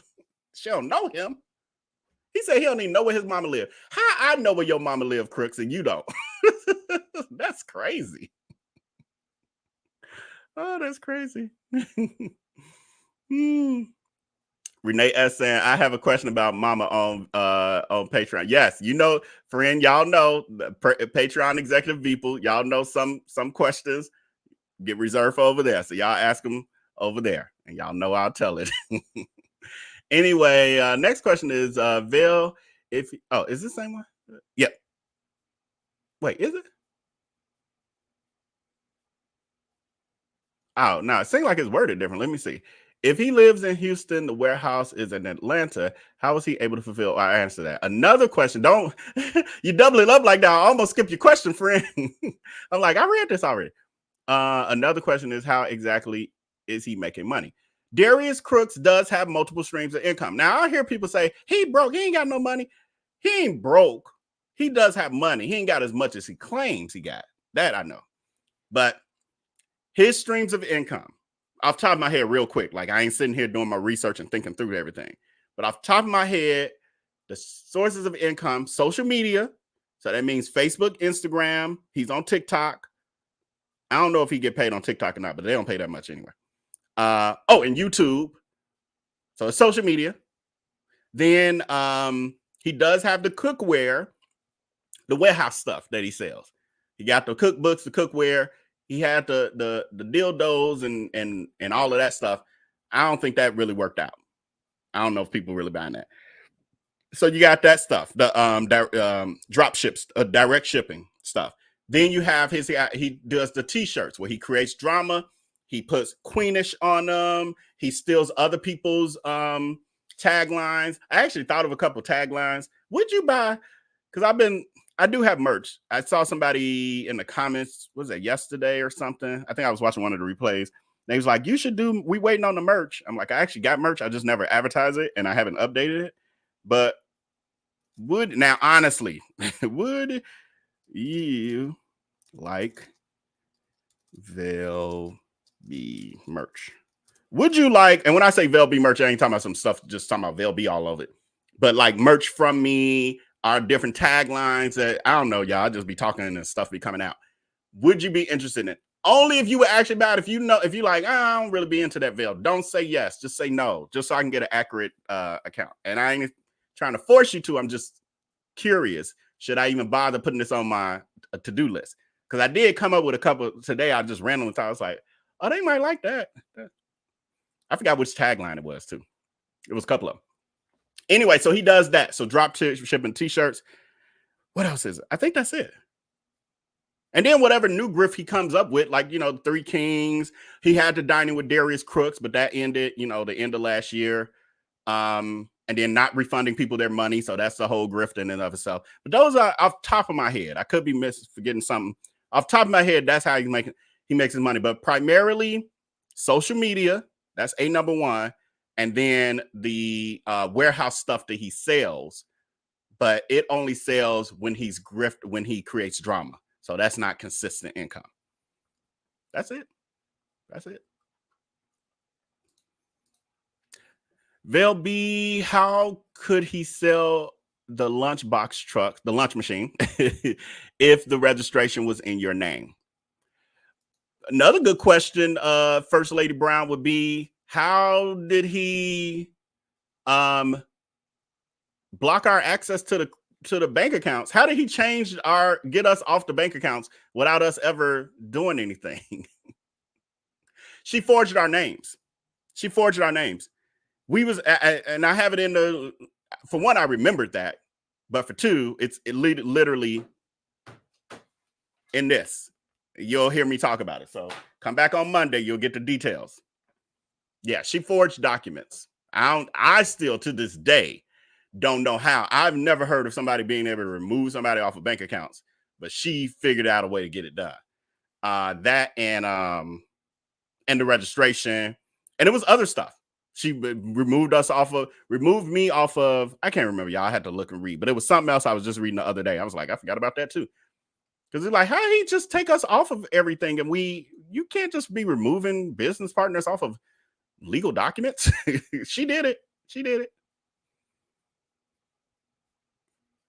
Oh, but here was the catch though, Renee. And this might have been, I see Renee's comment. Y'all, it's not hard to sell a vehicle without the owner being there. Right. It's ways to switch the title, and if you can get a notary to forge verify that this forged signature is real. Like, the owner doesn't have to be there for the title. The thing that worked in his favor, though, as I told y'all, when we purchased the truck, the bill of sale was not in the bill of sale, brother, was in his name. So the title ended up being in his name. It really should have been in the business name. We all make mistakes and all of that. But it was registered in my name because it was supposed to belong to the business. The truck belonged to the business. Because if it was only his truck, like he said, and he the only one who went there to get it, as he lied and said in one of these random ass story times, how my name get on the registration? That wouldn't make no sense. My name wouldn't be on the registration if he owned it outright. I wouldn't have a right to be able to put my name on the registration. I wouldn't be around. I wouldn't have the paperwork. I wouldn't be able to. That made no sense. How I got on the registration is because while we were there, I end up getting on the registration. Shouldn't have. We all make mistakes. Vell B, especially with the chargebacks, taxes, credit card debt, there is some overhead costs his scams. So how exactly is he making money? I don't know. That's a little too technical with my limited energy and brain power in the moment. But I think I kind of explained that. Would be, and also he's not. I don't know. Y'all fluctuate between trying to think he's doing stuff legally and right and knowing he a scammer. Because like a legitimate question about how's he managing with his overhead and the taxes and all, he's fraudulent. He's scamming. He's not doing all those things. He's cutting corners where he can. That's what scammers do. That's the answer. Would be open. Vell B would be open to a conversation with him on social media. Would I be open to a conversation with Sassy Crooks, Scampa, Scamisha, Scamyance? Fuck no. Fuck her. What? Why do y'all ask these sort of questions? Like some of these questions. Come on, y'all. Come on. Why would I want to talk to her? She's a liar. I'm sitting here showing you her lie after lie after lie. You can't have an intelligent conversation and an honest conversation with someone who is a pathological liar. So why would I get in a conversation with somebody who's going to gaslight me and the whole situation? She said that she will never apologize for anything ever. She has not. And even when she does these fake apologies on her IG lives, they're not. She backtracks every apology. Well, I'm sorry if I did this, because it's, I maybe just misunderstood because, all y'all are dumb. Like it's that. Why would I? What?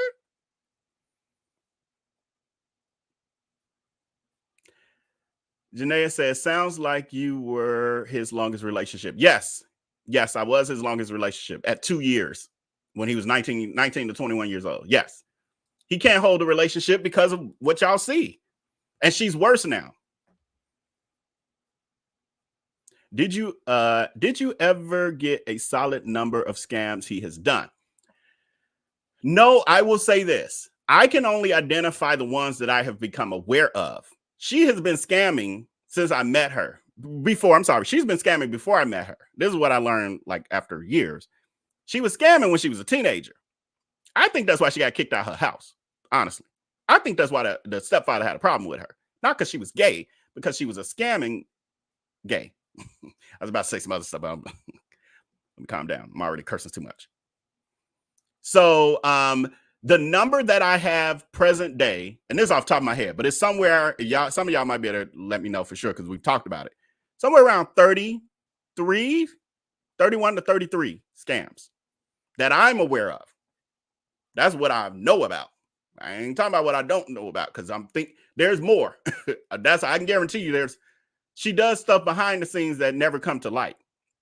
But those are the ones that I've heard about or am aware of, or people have reached out to me and given receipts. It's about 30 to 33 of them. I literally have them listed. I ain't finna do that now. No, let me do it now. I think it's about 33. Let me go to my little archives right here real quick. Let's see. Go to because I'm such a, what do you say? I'm uninventive and I have no content. So let me go to his content because that's all the content I got. Oh, now this external drive taking all day. It's taking all day because Darius Crooks got so many scams that it is almost filling up this hard drive already. Okay, here we go. Go to the businesses. Here we go. And I'm going to highlight. Why do I have... Okay, so you don't count okay, so I'm going to take off 2 of these. I have some of these which are, well, legitimate to some degree, I guess. This the adult toy line is listed on here. Also, the review food critic thing, because that's technically a business. That's a grift. So I have 31 here. But with those other 2, it's 33. That's where I got that 33 number from. And I wonder, does this need to be updated? Yeah, it's about 33. Because, there's some cleanup that needs to happen. But it's about 33. Because I'm saying Eventbrite and Groupon was another one of his scams, and they're not. I don't have that up here in the count, so that puts us at 33. That I know of. And have we worked? We still haven't worked through all of them either. We still haven't worked through all of them. So basically, this dude ain't never, ever had a legitimate job. Shaking my head at mess. That's not true. Carly's wig. I don't know where you got that from. I never said that. He has had legitimate jobs. He worked when I first met him. He worked at, he always worked at payroll companies when I first met him. I think he worked at ADP when I first met him. Payroll processing, whatever it was, his title was. Then he went from there to Sure Payroll. That's where he started the illegal deluxe payroll company, which if you Google it, you can literally, I have this stuff, but literally it shows that it was a business that he owned, and he was only 19 or 20 at the time. He got fired from Sure Payroll because of the fact that he was, he had created a payroll company while working at a payroll company and was trying to poach their customers, their clients. And one of the clients told on him, and he got fired. And I remember because at that time we were dating, and he came home. He was trying to hurry up and clear everything because he said, well, they asking me questions about da-da-da. So he was trying to delete it and scrub the internet. By the time he even did that, they had already gotten all the evidence. So they fired him.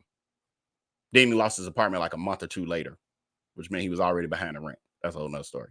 So no, he's had legitimate jobs. He worked for CPS for a brief time, Chicago Public Schools. He either got fired or laid off from that. I just can't remember. Because I remember when he called me saying that, and I was like, damn, what is happening? Because I'm like, he's smart. I don't understand how you keep losing these jobs. Well, Sure Payroll, I understood that because he was scamming.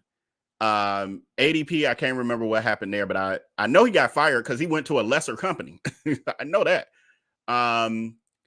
CPS he's had legitimate jobs. Long story short, he's had legitimate jobs, but he's always gotten fired too. Got terminated, laid off. But if you works with somebody who acted like that, wouldn't you fire them too? I don't care how smart they are and charismatic. I wonder if the IRS is watching him. He seems to commingle his money and the business money. He showed 500K in sales last month, but that was the business. It shouldn't be his money. Yeah, he commingles for sure. He's always commingled. I've told y'all, some of y'all knew her, so let me quit talking as if everybody know everything. But I have the Cupcake Gallery and the Uptown Pies. I told y'all how he started two businesses in the same location in the storefront, and then was commingling that. He only had one cash register, and they were two separate businesses, because should have been at least, because the Cupcake Gallery was owned by investors. Shouldn't have had nothing to do with Uptown Pies, because when he created that company, he didn't make it a part of the Cupcake Gallery because he wanted to steal the money from the investors. It was a whole thing.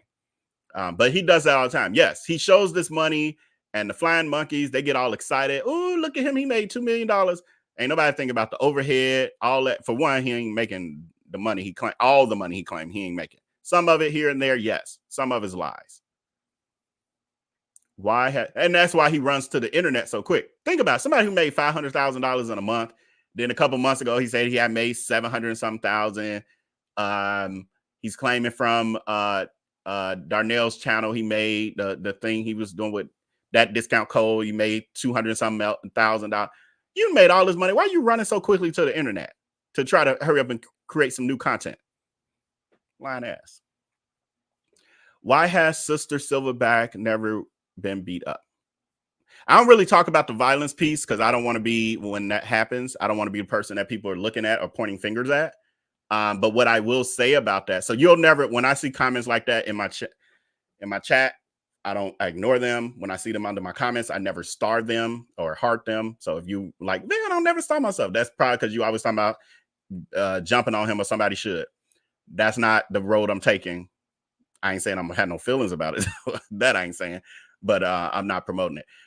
What I will say is people talk good games. I hear people all the time like, if he did this here, if he did that here, I would have blah, blah, blah. I got people in Chicago. I had clients who had cousins who had problems with him, and boyfriend was going to jump on him when he was in Chicago. He went running. All these things. Everybody talk good game is what I've learned, and ain't nobody doing ish. That's why. That is why. I think E-Class in Miami is the closest we've ever come. Vell, have you and G ever thought about buying tickets to dining with Darius and pulling up on him like, what's up, homie? I'm going to take that as more of a joke. For one, the Dining with Darius Crooks events are over. They ended as of last year. I don't care about Darius Crooks the way that people think I do. I do not. This is content. This is a job. This is something that when I'm not talking about him, I get tons of messages. Vell, did you see Vell? You gonna do Vell? Where's the next? That's why I'm here. I don't care about the lunch machine. As I said, may she rip. May she burn in hell where she belongs. Y'all see that truck behind them flames? That's what I think about it. Also, Darius Cooks and step at him a little closer to that truck as far as I care. Why it's up in flames. So I don't care. It's not that serious. I don't care. That's why. G don't care either. I saw somebody else had a question about about having G come on and talk about it. He don't want to. He don't want to. He's moved on. It makes sense that his scam in business is all fail because he has no concept of project management. Yes, he is not good at project management. He has zero people skills, as you can see. He's performative. He can act like he has people skills, but when it all boils down, and you got to give grace, you got to be human centered when you're project managing and things like that. He's not detail oriented. He can care. He doesn't.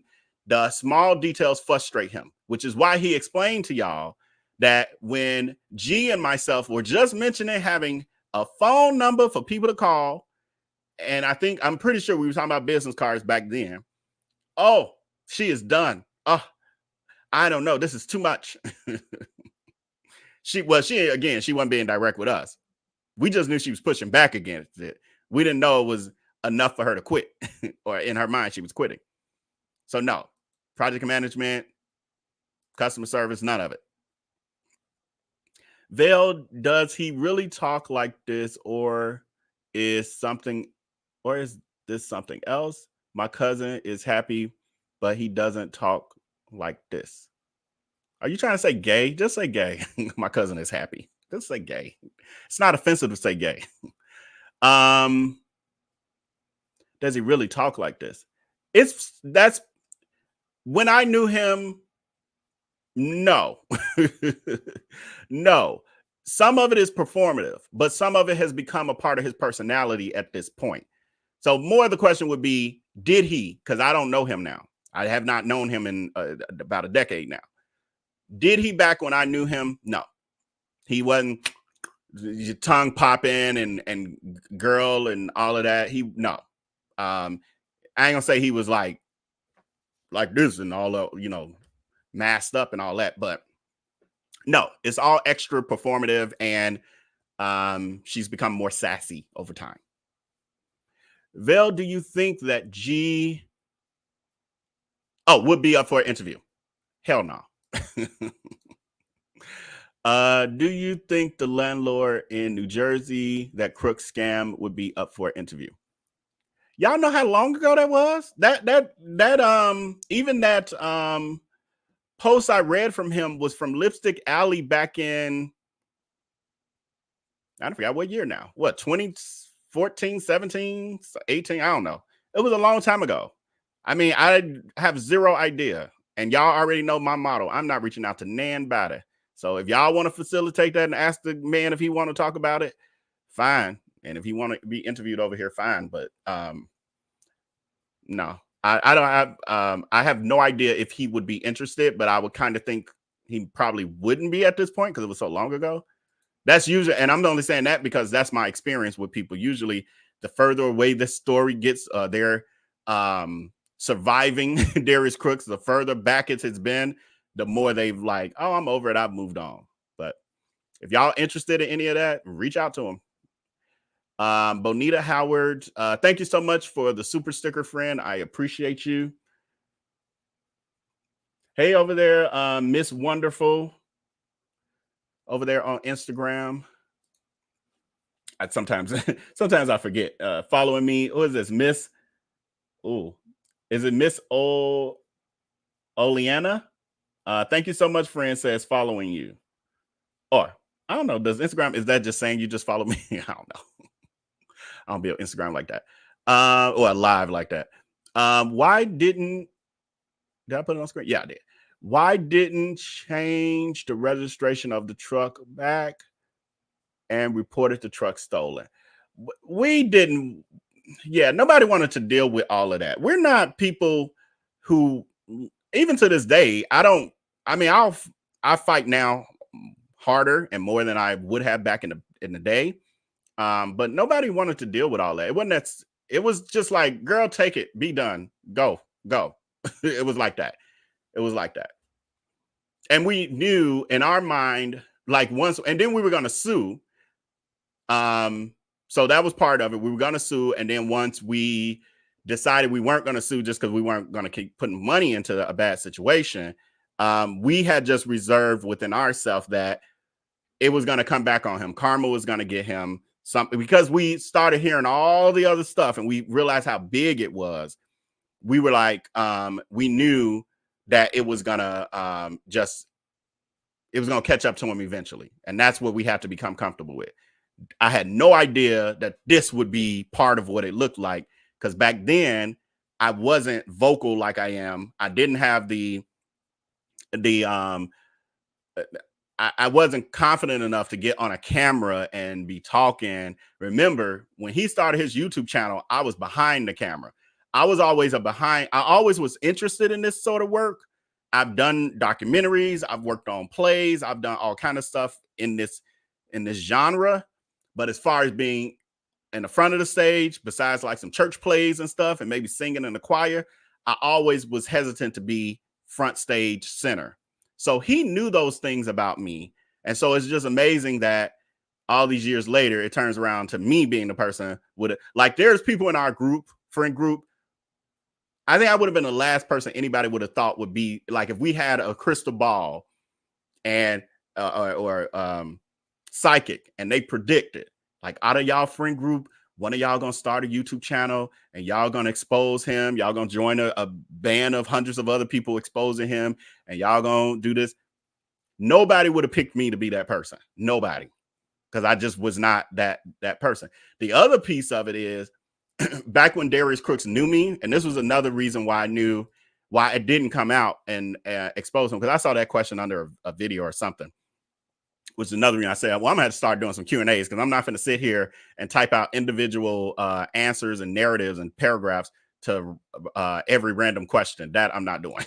So if you got questions, watch these live streams and ask them in the live, because under the comments, I get too many on too many different places. I cannot respond to everybody. I don't respond to questions like that unless I'm talking. But anyway, at that time when Darius Crooks and I, fell out over the food truck stuff, I wasn't out. I was still closeted. I wasn't DL. I wasn't dating women and men at the same time. I wasn't doing none of that, but I wasn't publicly out. Darius Crooks knew that all while we dated and while we were friends. I knew, because she was a messy bitch, I knew that if I came out to blast her about her scamming us, that I would be taking a risk that one of the things she would say is that we had dated, that he knew I was gay, et cetera, et cetera. I knew that because at that point I started to learn how messy she could be. So he knew that as well. So the thing is, you fast forward to 2021 when I finally did speak out, and he heard through the grapevine, because we know too many people in common. One of the people who I had told that I was about to start speaking about it publicly told their friend. Now that person was cool, but they confided in their friend who was closer to Darius Crooks. That friend told Darius, guess who about to come out and start talking about you? Vell. So Crooks, he knows how social media works. He knows you got to be the one to beat everybody to the punch. First story that gets out, and he said it. First story that gets out, that's the one that takes off. That's the one that people remember. That's the one they're going to believe. He runs to his Instagram lives, and the first thing he says is, guess what I heard today, y'all? I was talking to my friend, and y'all remember I told y'all about my ex? Guess what, child?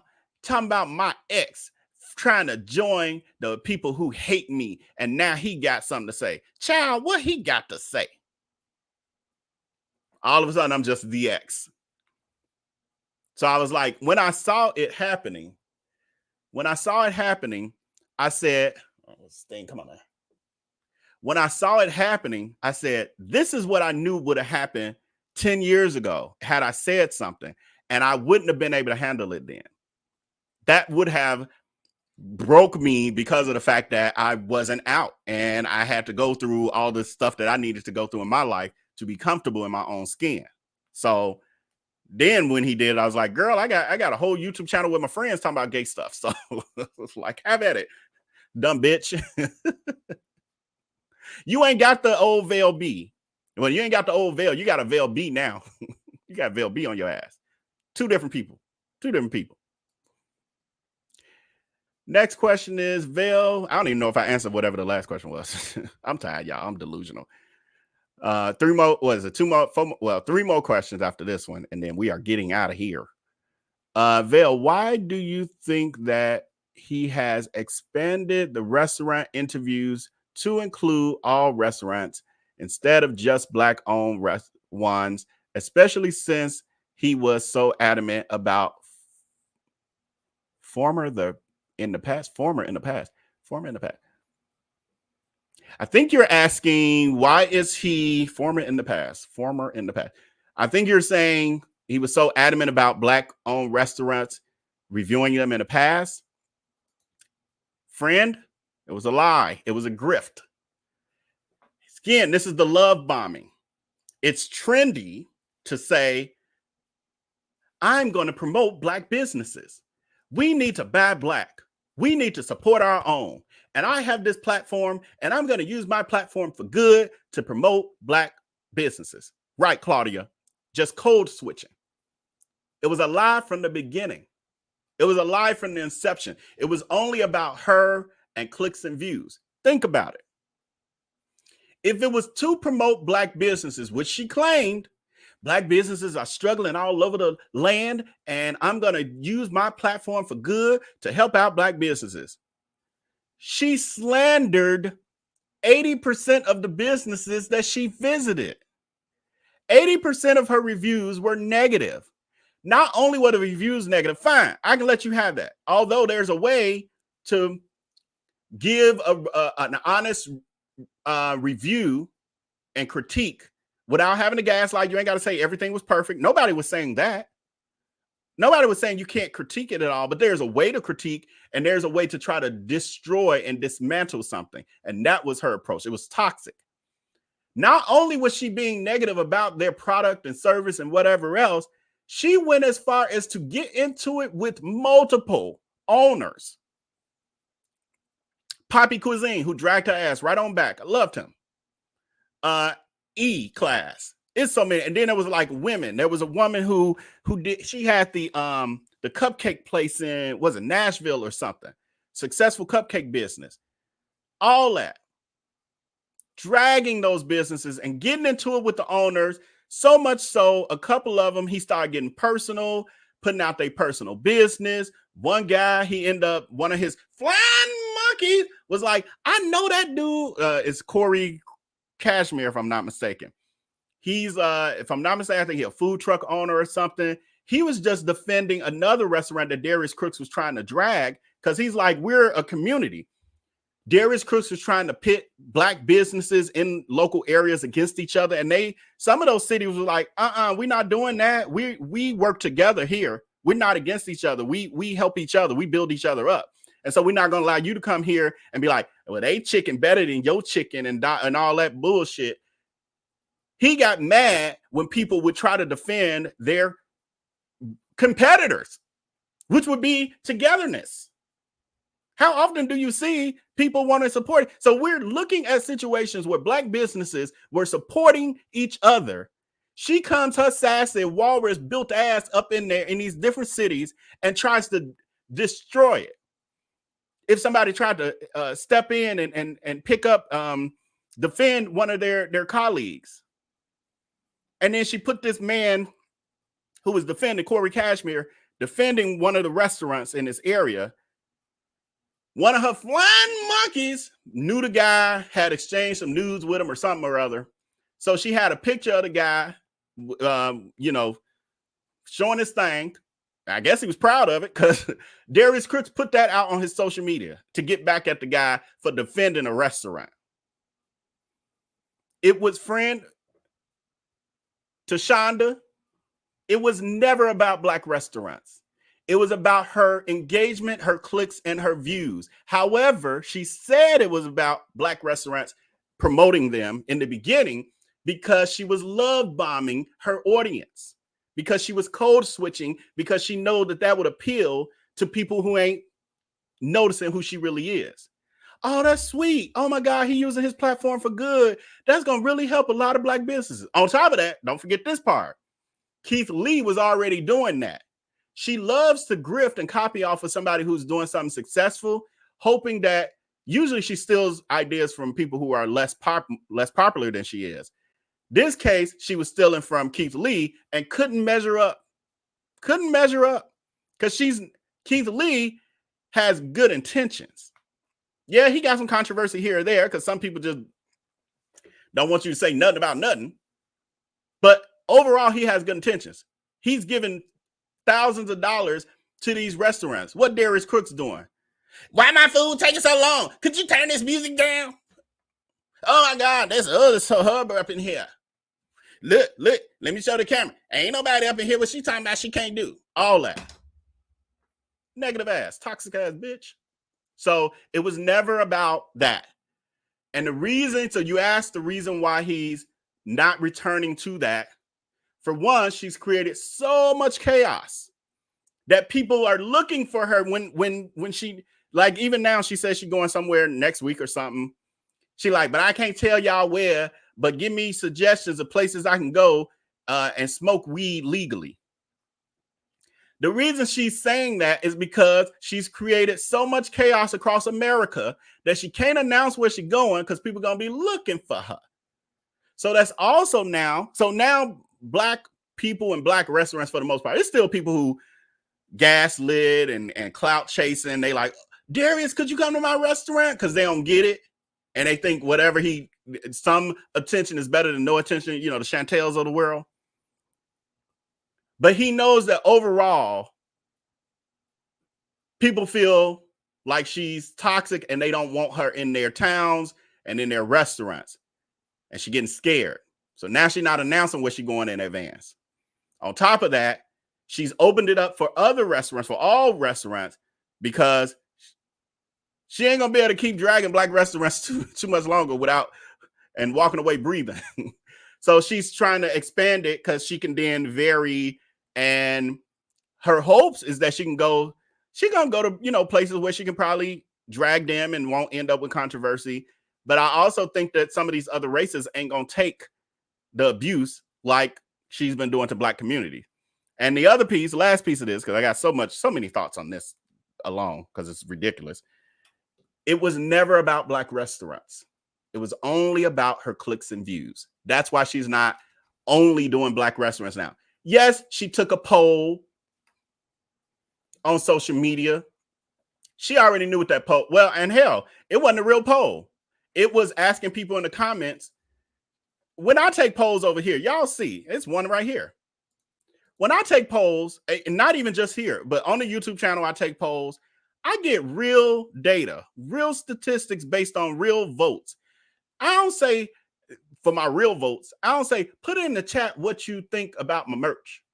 And then randomly glance and say, oh, look like everybody want it. 100% of y'all want it. Okay, we doing it. That's not how I roll. I say, let me look at an accurate number, which poll I'm closing out. Out of 152 of y'all, 73% of y'all say, yeah, Vell, you should do it.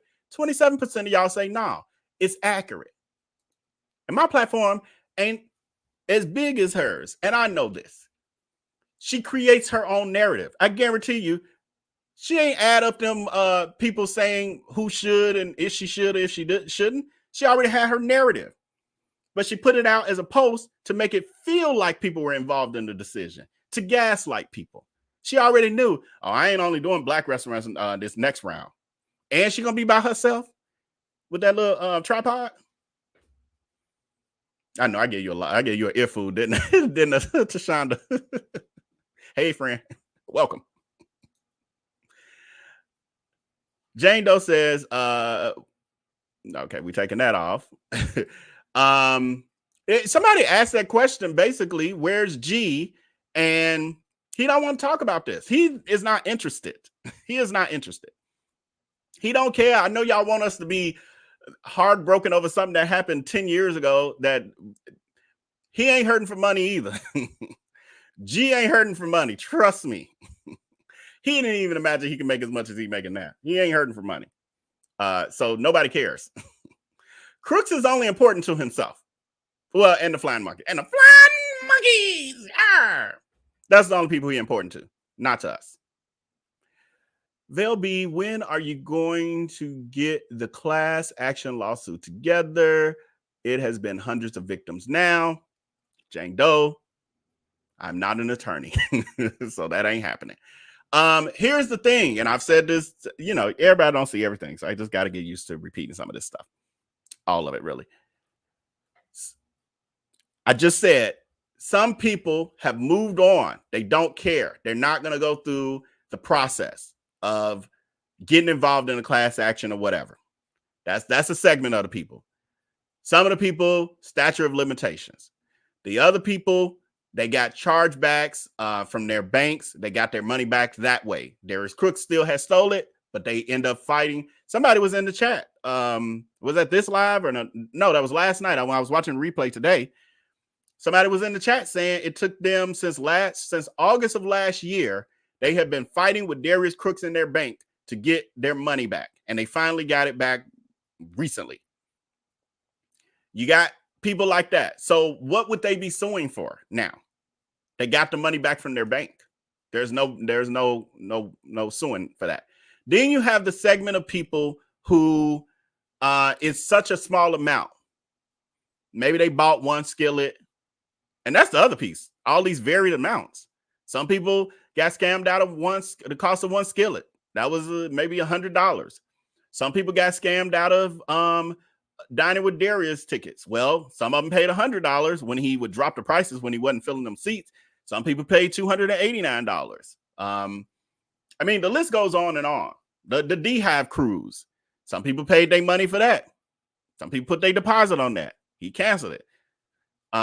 So that would be it. It's very convoluted, but for some of it, it's really just the people not really being that interested in going that far. Look at even the Better Business Bureau.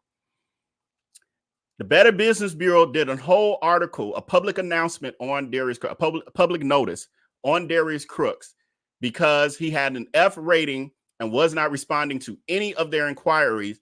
For at that time, they had 70 people who had reported bad business practices of being scammed, not getting refunds, et cetera, against Darius Crooks. What happened with that? Nothing. They put that public notice out. That couldn't force Darius Crooks to do nothing because it's a voluntary participation. He said he doesn't participate with the Better Business Bureau because he can handle his own customer service issues. That was the biggest gaslight I had ever seen. I was like, what?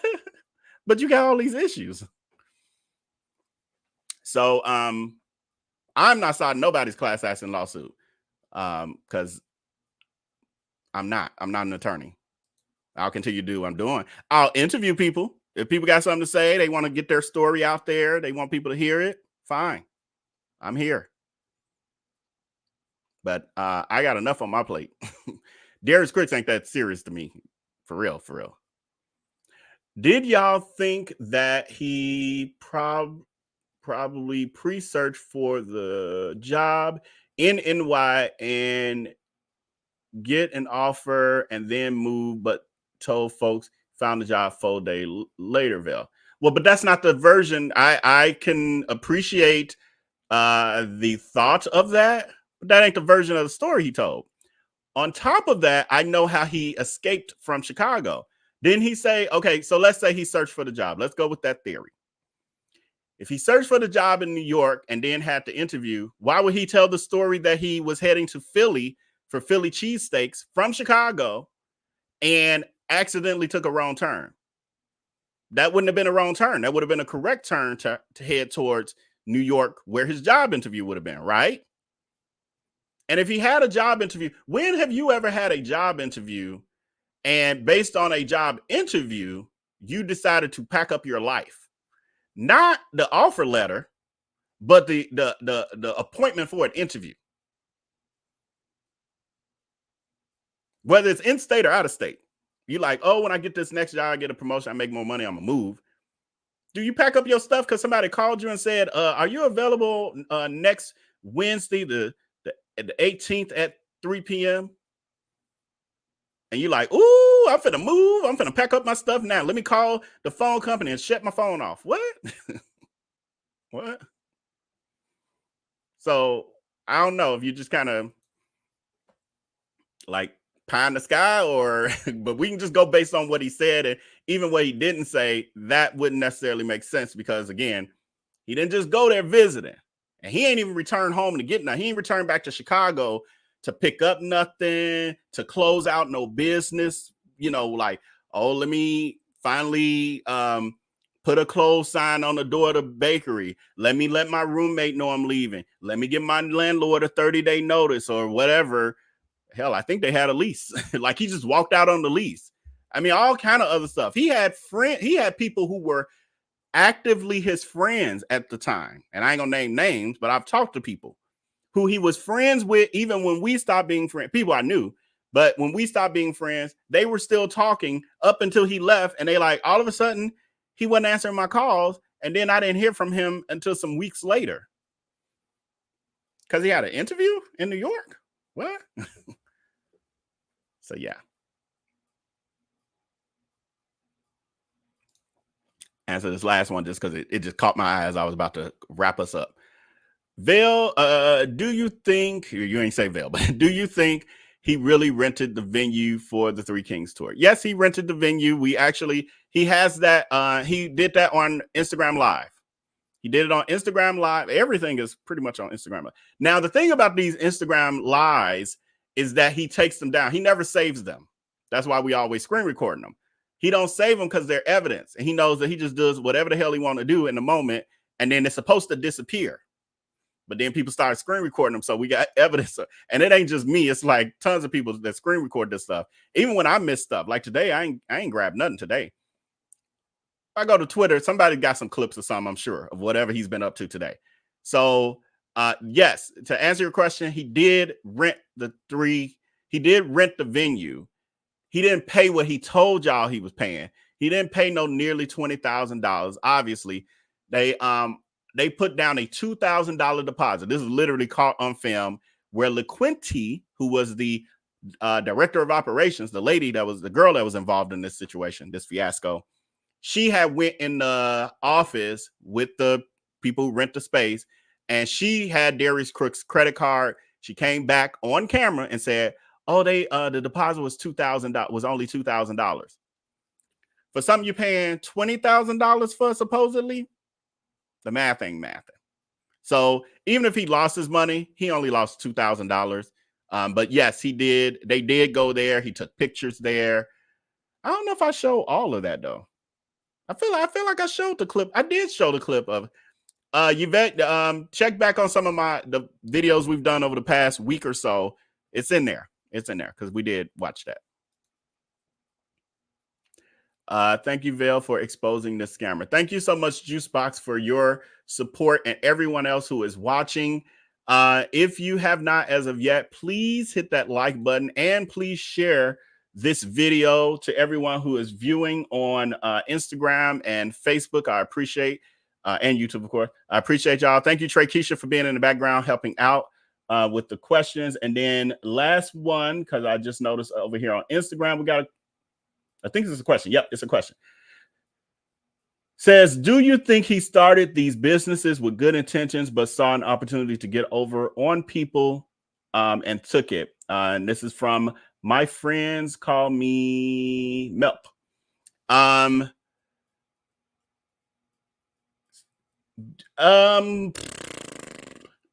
So I'm not going to say every single business Darius Crooks started with nefarious intentions.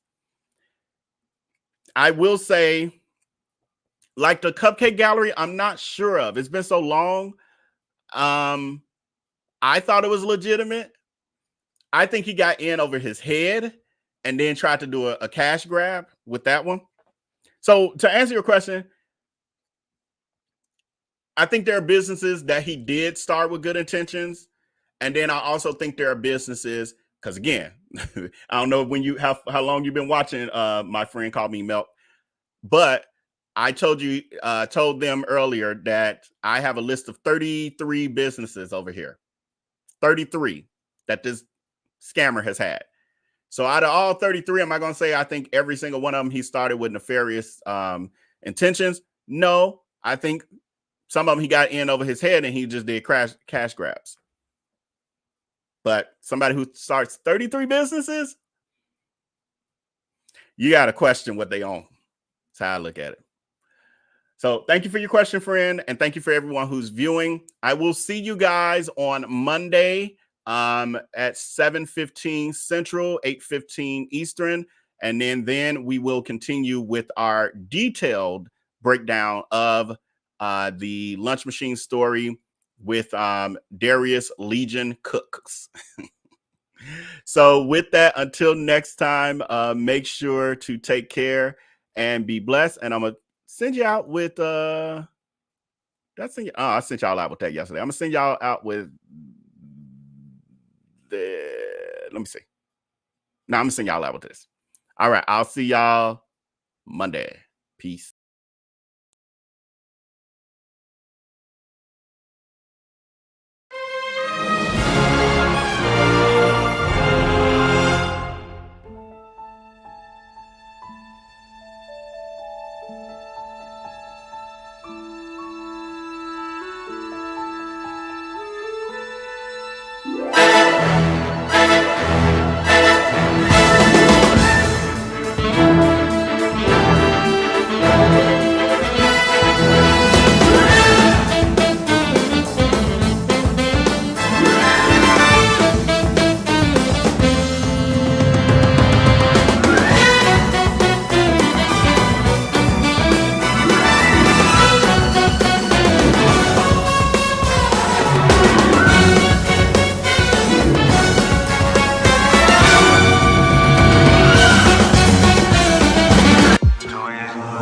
can do this with my eyes closed. It's too easy. Too easy. I can do this with my eyes closed. It's too easy. Too easy. It's too easy. I've been there, done it, seen it. Boy, all that like Keenan. Still got crack, they fiendin'. Flow still hot like Phoenix. Shine so bright, I'm gleaming. This off top, I'm tweaking. Fresh out the rat like Neiman. And I'm still tryna fight my demons. Cause we all gotta act like Tina. That's why I gotta ride with the Nina. Outside, it's a war going on. Make me put my hands on my head like the Macarena. They want you walking on board like chemo. And give an F to you like John Cena. Putting blood on the brand new Beamer. Tryna earn they stripes like Adidas. You get cold when you ride with the heater. It'll turn you to a dog like a Keto. And expose to a cat like a cheetah. They smoke my partner like reefer. Dímelo porque o no entiendo. Mi gente must really need Jesus. They shed real blood, I never seen the crypt and I believe it. It's too easy. Too easy. I can do this with my eyes closed. It's too easy. It's too easy. I can do this with my eyes closed. It's too easy. It's too easy. I can do this with my eyes closed. It's too easy. It's too easy. It's too easy. I've been there, done it, seen it. Y'all just talk, don't live it. And just took that route, that seen it. I'm so outspoken like Reason. Jimmy Neutron, boy, Young G's. And I'm a self-made man.